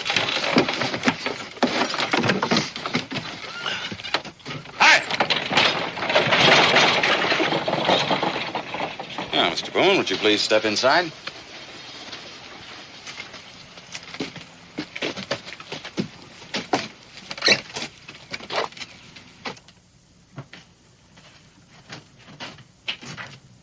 Glad you got here, Captain. We were going to get worried. Frost.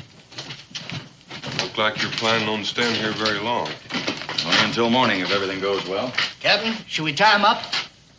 Well, you might tie the driver. I don't think Mr. Boone would jeopardize the safety of his son. I wouldn't do anything to cause harm to that boy.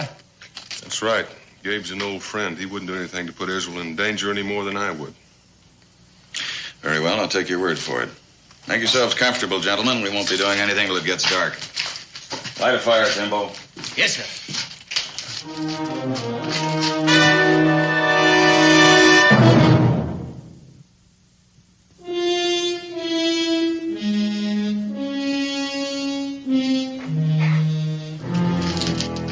Give me one. That's good.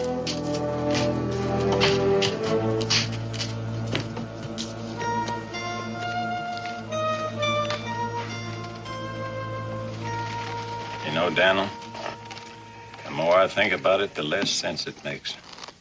Why do you bother to hold up that stage? What are we waiting for? Do you have anything of value on this trip, Gabe? Nope. All this carrying is your luggage and that corpse. Corpse? Maybe that was it. You mean you think they'd bother stealing a cadaver? It's been done. A man that'd sink that low wouldn't stop at committing.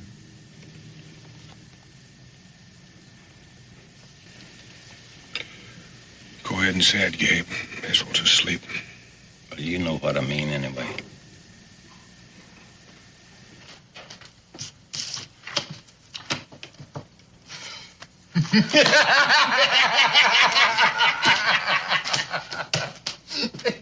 Come on, deal him again.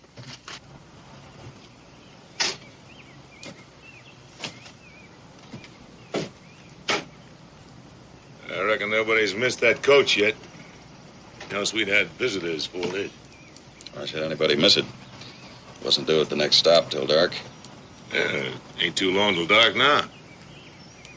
You figure they'll come looking for us then? No, not before morning. We'll be gone shortly after that. Go tell Mr. Boone I want to talk to him. Well, what do you want him for? He's going to collect the ransom for us. I've been meaning to talk to you about that, Captain. Just where is the money and how do we go about getting it? Now, if I were to tell you that, Lynch, you'd probably shoot me in the back and try to get it for yourself, wouldn't you? Captain, you sound like you don't trust me. I don't. Now go and get him. You do trust him, huh? As long as we have his boy. I don't know. You can still figure some way to double-cross us.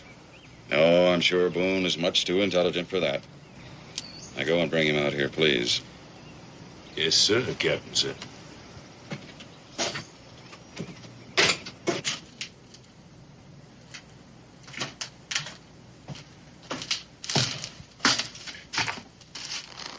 Captain wants to talk to you.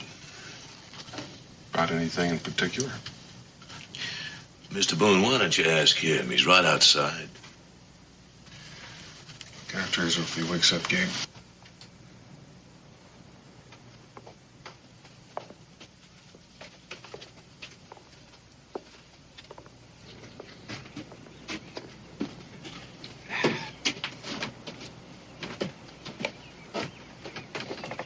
You wanted to see me about something? Yes, a little, conversation. You can go now, Lynch. I was all saying to you, Captain, I'll stay around. No, you won't. Go on back inside. Captain, you just don't have any faith in me, do you? And I ain't sure I got much in you.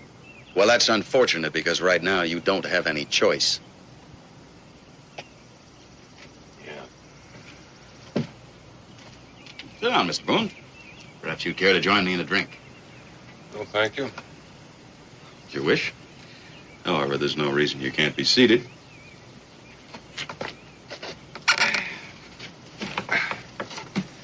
I take it your friends don't care too much for you. My friends? Whatever else you want to call them. It is my misfortune, Mr. Boone, to find myself in league with men such as those, and I suppose you're wondering why. I've got my share of curiosity. Well, maybe you remember the old slogan about war making strange bedfellows? Mr. Harris, the war has been over for some time. Not for me, it hasn't. But with a little luck, it might end sometime tomorrow. Now, what do you got? Your deal. What are those two palavering about out there? I ain't real sure. And why don't you stay with them and find out? Captain told me to leave. We ain't in the Army no more. How come he thinks he can give us orders? Because we ain't got that ransom yet. That's how come. Maybe it's about time we took a hand in this. You sit down, Timbo. Don't you know the captain ain't going to tell us nothing? Until we get that money, we're going to have to let him play soldier.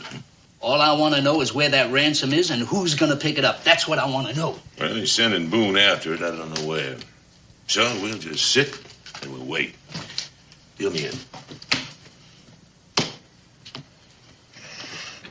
You still haven't told me why you called me out here. No.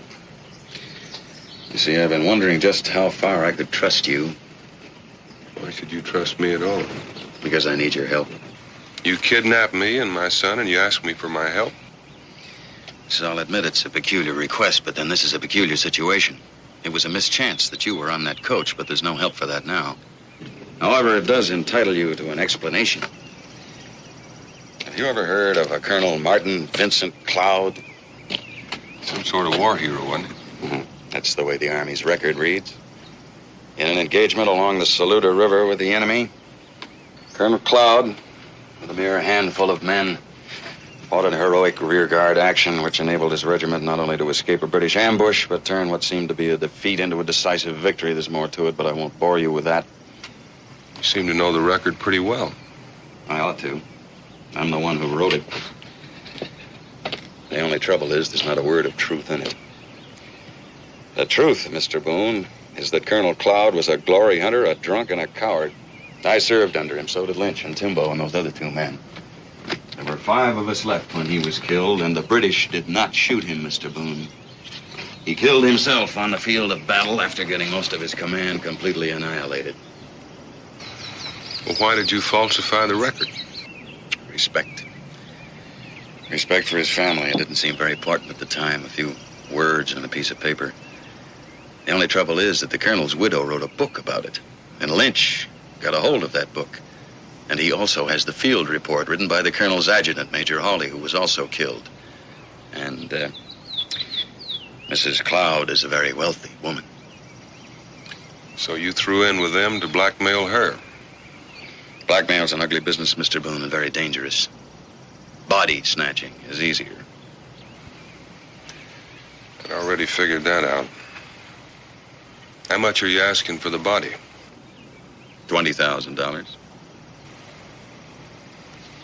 I reckon I don't have to tell you what I think of a man who'd rob a grave. No, I reckon you don't. But at least now you know why we're waiting. There is just one more thing.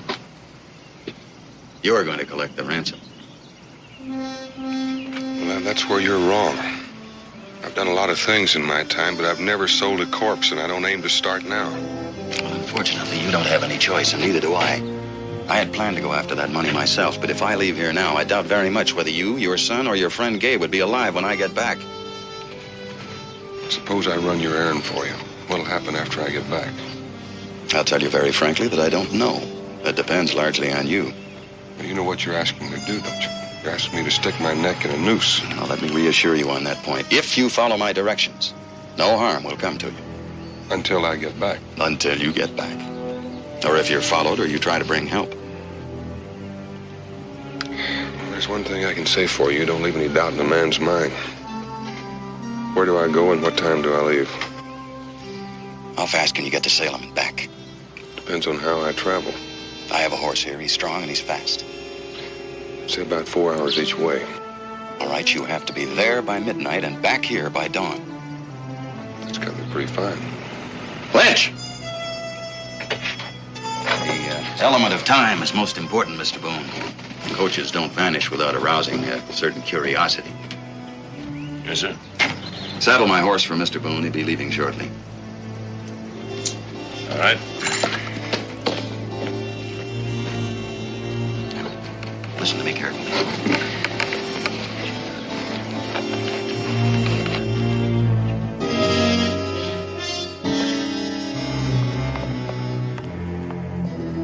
What'd you find out, Daniel?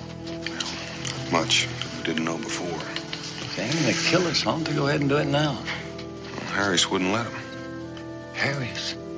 I figured he is the leader of the gang. Just till they get paid off. Look, Gabe, I'm gonna leave for a while. You mean they're letting you go? Not very far and not for very long. Will you look after Israel while I'm gone? Well, you don't have to ask me that, Daniel. I'll do my best to see that no harm comes to him.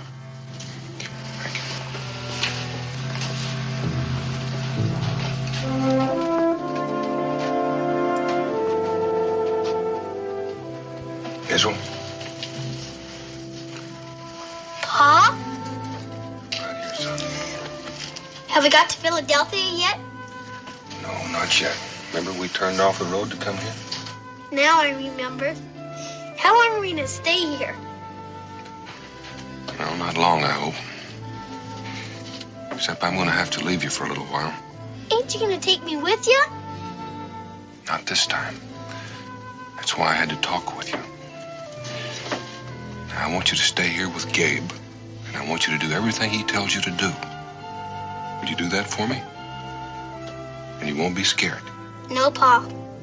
I won't be scared. You be a good boy. Captain's calling you.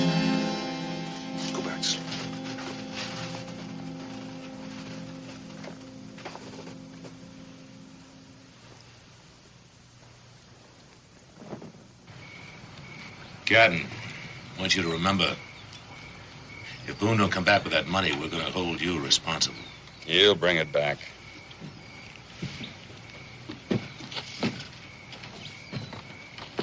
You know what you have to do.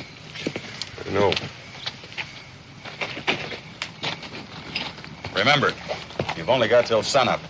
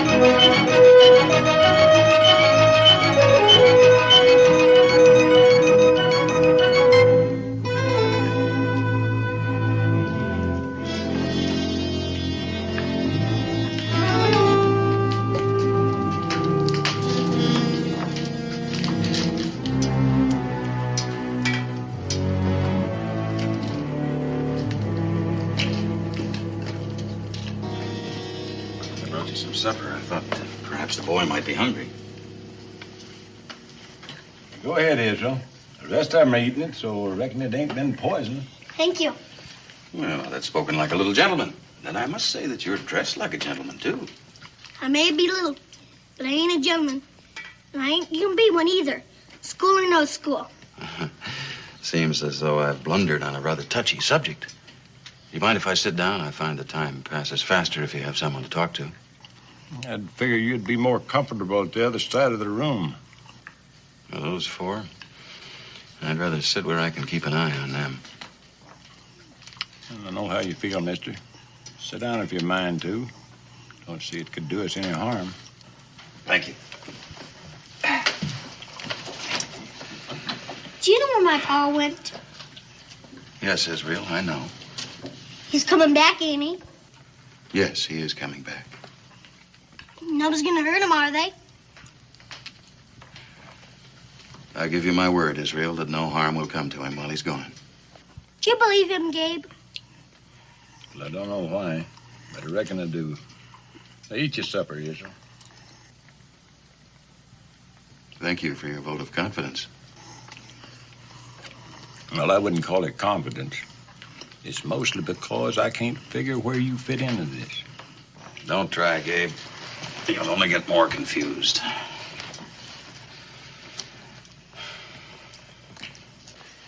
I don't know if the rest of you took note of it or not, but that captain doesn't seem to care much for our company.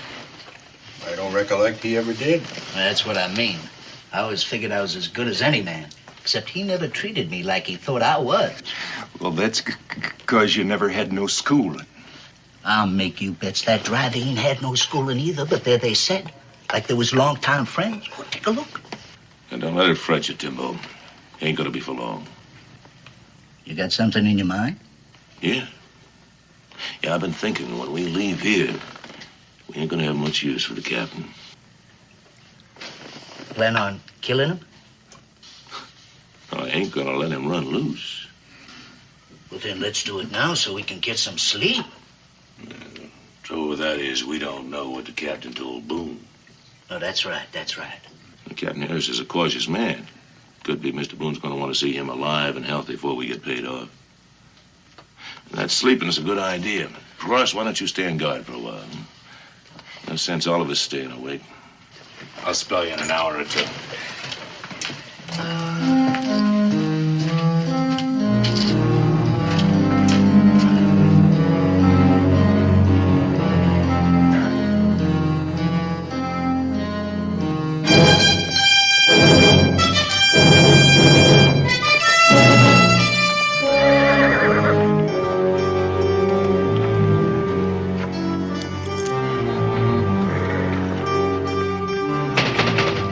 Luther Michael!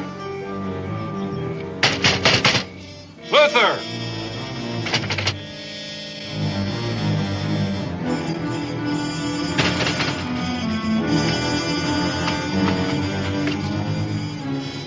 inn is closed for the night, so stop banging on that door. You're trying to awaken the entire neighborhood? Open up, Luther. It's me. Daniel, what in tarnation are you doing back here? You're supposed to be part way to Philadelphia. Are you going to open up, or do I have to kick the door down? Be right down.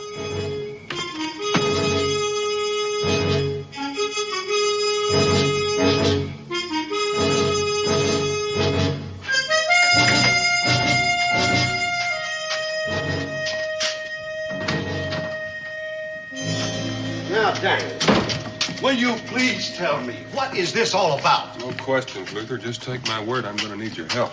Oh, where's Israel? Well, he's all right for now, and we'll be till sunup. Now, that just plain don't make sense. Well, it makes more sense than you know. Now, I'm going to need a fresh horse. A fresh horse? Yeah, mine's plumb wore out, and I've got 40 miles to go.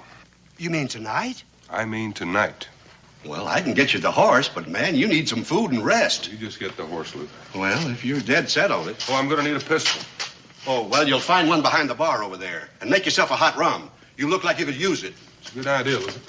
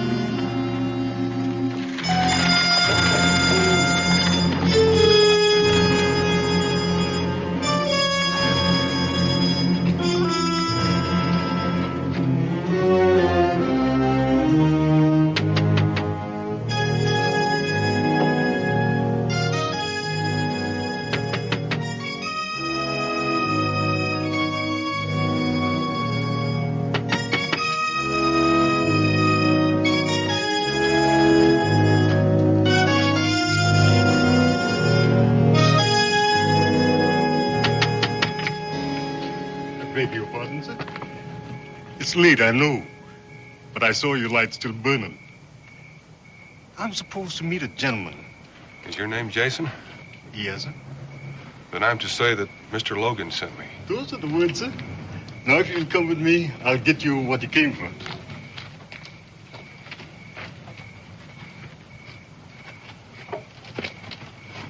I don't suppose I have to count it. No, sir. You can take my word. It's there, just the way I was told. All right, Jason. Well, I'll be going then.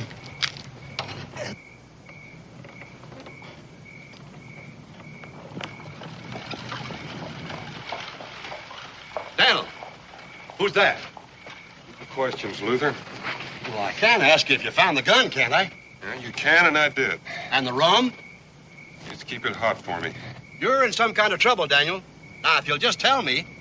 If I don't tell you, then you won't know if somebody asks you a question. Well, I can raise the constable at daylight, and in the morning I can round up some men. Luther, just forget I was here and thank you for the horse.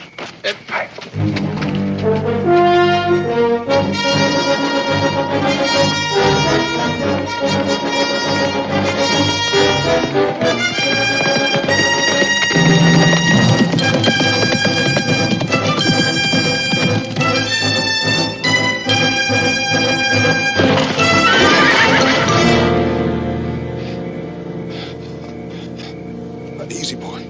Easy.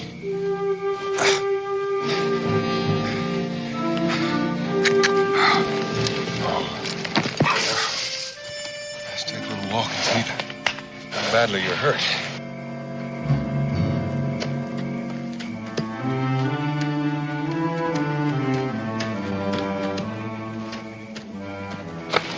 It's not your fault, boy. Looks like you've got us in a mess of trouble.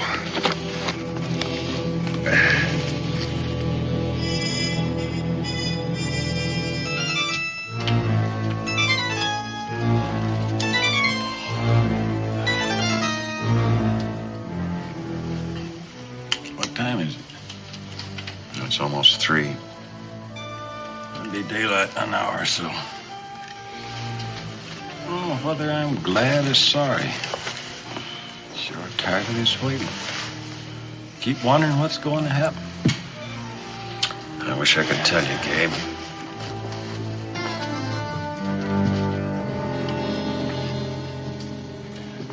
Captain, getting almost time to move out. Well, if you want anything to eat, you better get it now, then get the gear packed. We won't waste any time once Boone gets here.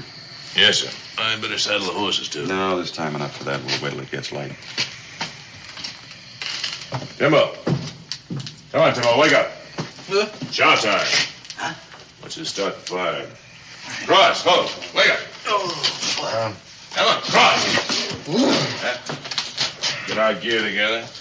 Pack the saddlebags, roll these blankets up. I'm gonna look at the horses.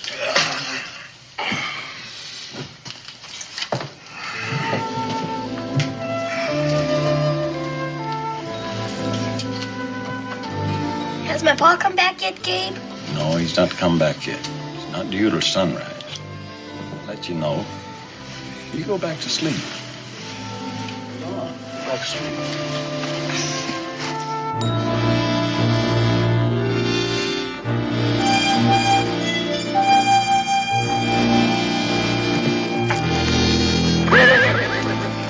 Don't shoot, mister. I'm unarmed. I ain't got a penny on me.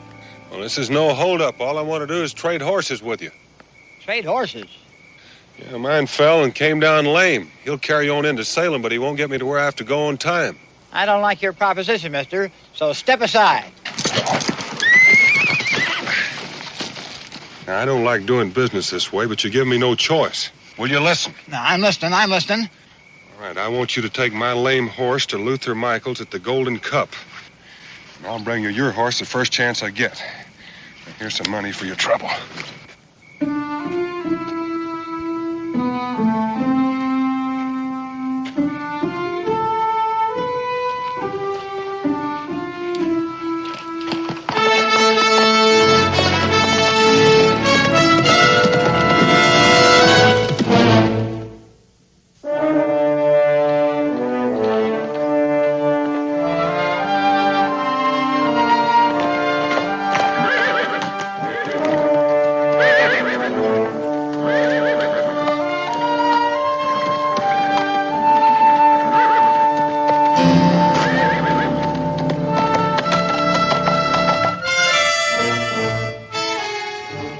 Timbo.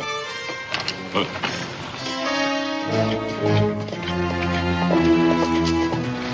Well, Mr. Boone's a prompt man. I was beginning to figure he'd really double-crossed us. Just when do you plan on jumping him? Soon, I'll let you know. Hode, you stay with the horses. Welcome back, Mr. Boone. I trust you brought the money. I brought it. I left it down the road a piece until I make sure that Gabe and my son are still alive. Captain, that could be a trap. You don't think I'd gamble with my son's life, do you? No. Israel's all right, Mr. Boone. Go on in and see for yourself. Just a minute. Yeah, Captain, you're getting awful careless. Mr. Boone might have brought a gun with him. Look for yourself. I'll do that. I'll sure do that.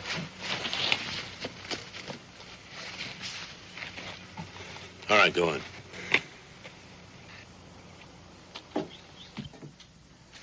Pa! You all right, Israel? I'm fine, Pa, but I'm real glad you're back. You satisfied? Yeah, I'm satisfied. Now, where's the money? It's in an elderberry bush about 100 yards up the road. You won't have any trouble finding it.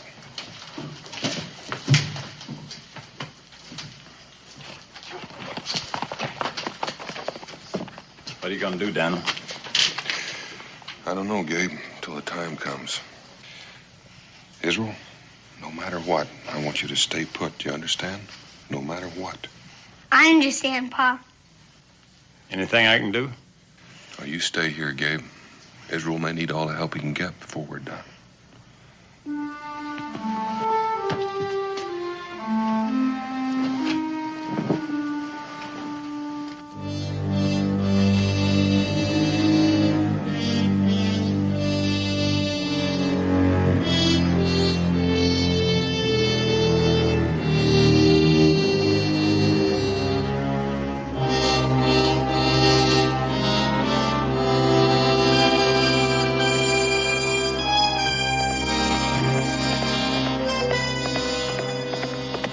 what I told you.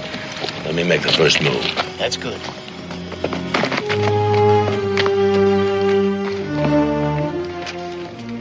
All right, this is what you wanted. Gentlemen, now you may take it and leave. Timbo, have a look.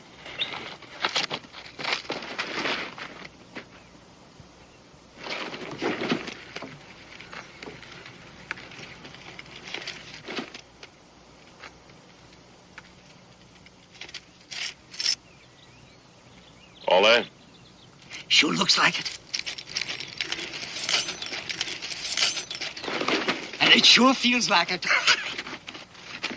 You satisfied? No. No, not complete. You got what you wanted. What else am I supposed to do? What about the others? That, Mr. Lynch, is my affair.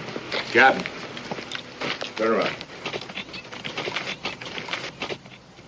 Lynch, put that gun away. No, not this time, Captain. And about the others. Ain't your affair no longer. I'm taking over now. And suppose you're all in this with him?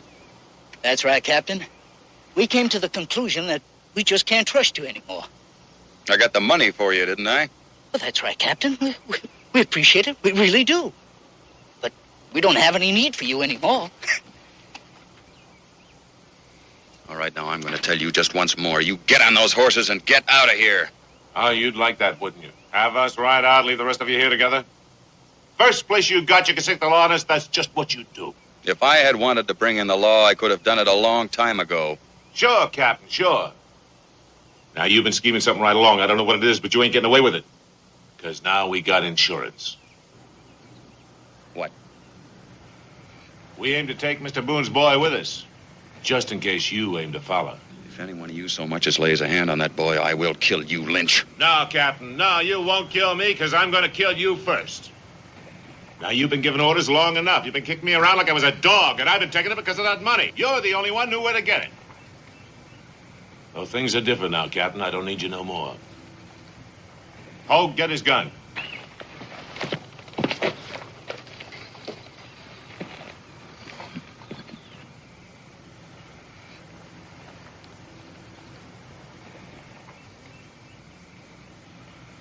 That kind of pulls your fangs, don't it, Captain? I reckon you won't be interfering with us no longer. You neither, Mr. Boone. You know, for a while, I figured I'd have to shoot you, too. Now, I doubt you'll give us much trouble. If you want to keep your boy alive. If you touch my son, Lynch, Harris won't get a chance to kill you. I'll be there first. Well, now, listen to you and your big talk. Mr. Boone, are you trying to scare me? I'm not trying to scare you. I'm trying to tell you. Do it, Captain. Just give me an excuse. Let my conscience set easy when I blow a hole through you. Cross, go fetch Mr. Boone's boy. I told you, Captain, I've been looking forward to this. Go on.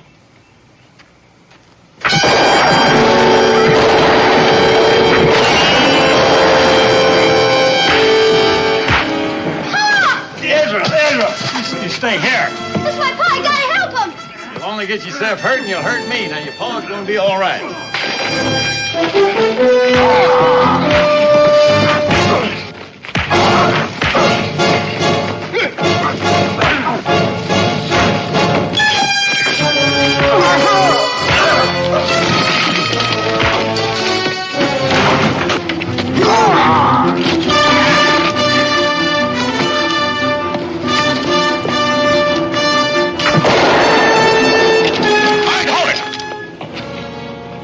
Over there, all of you. Yeah, but Captain, it was Lynch's idea about the mother. Shut up, Timbo. You want me to tie him up? No, that doesn't fit in with my plans, Mr. Boone. I'll take that field report now, Lynch.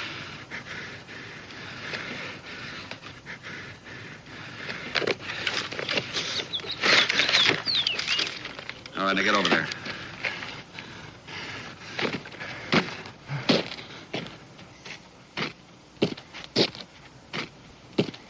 Now that I've got you lined up, I ought to shoot the lot of you. Go on, get on your horses and get out of here. Captain! You heard me do it before I changed my mind. Go on, take it with you. It's worth it to me not to have to look at you anymore. Timbo, you wait for me.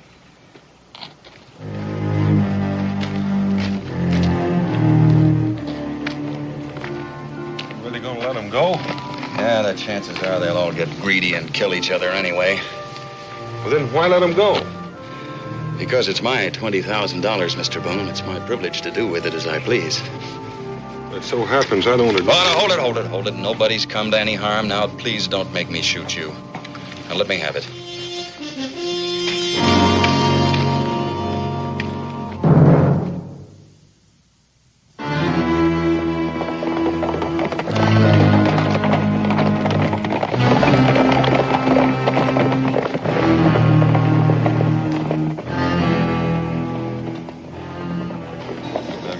Head start, and then you can be on your way.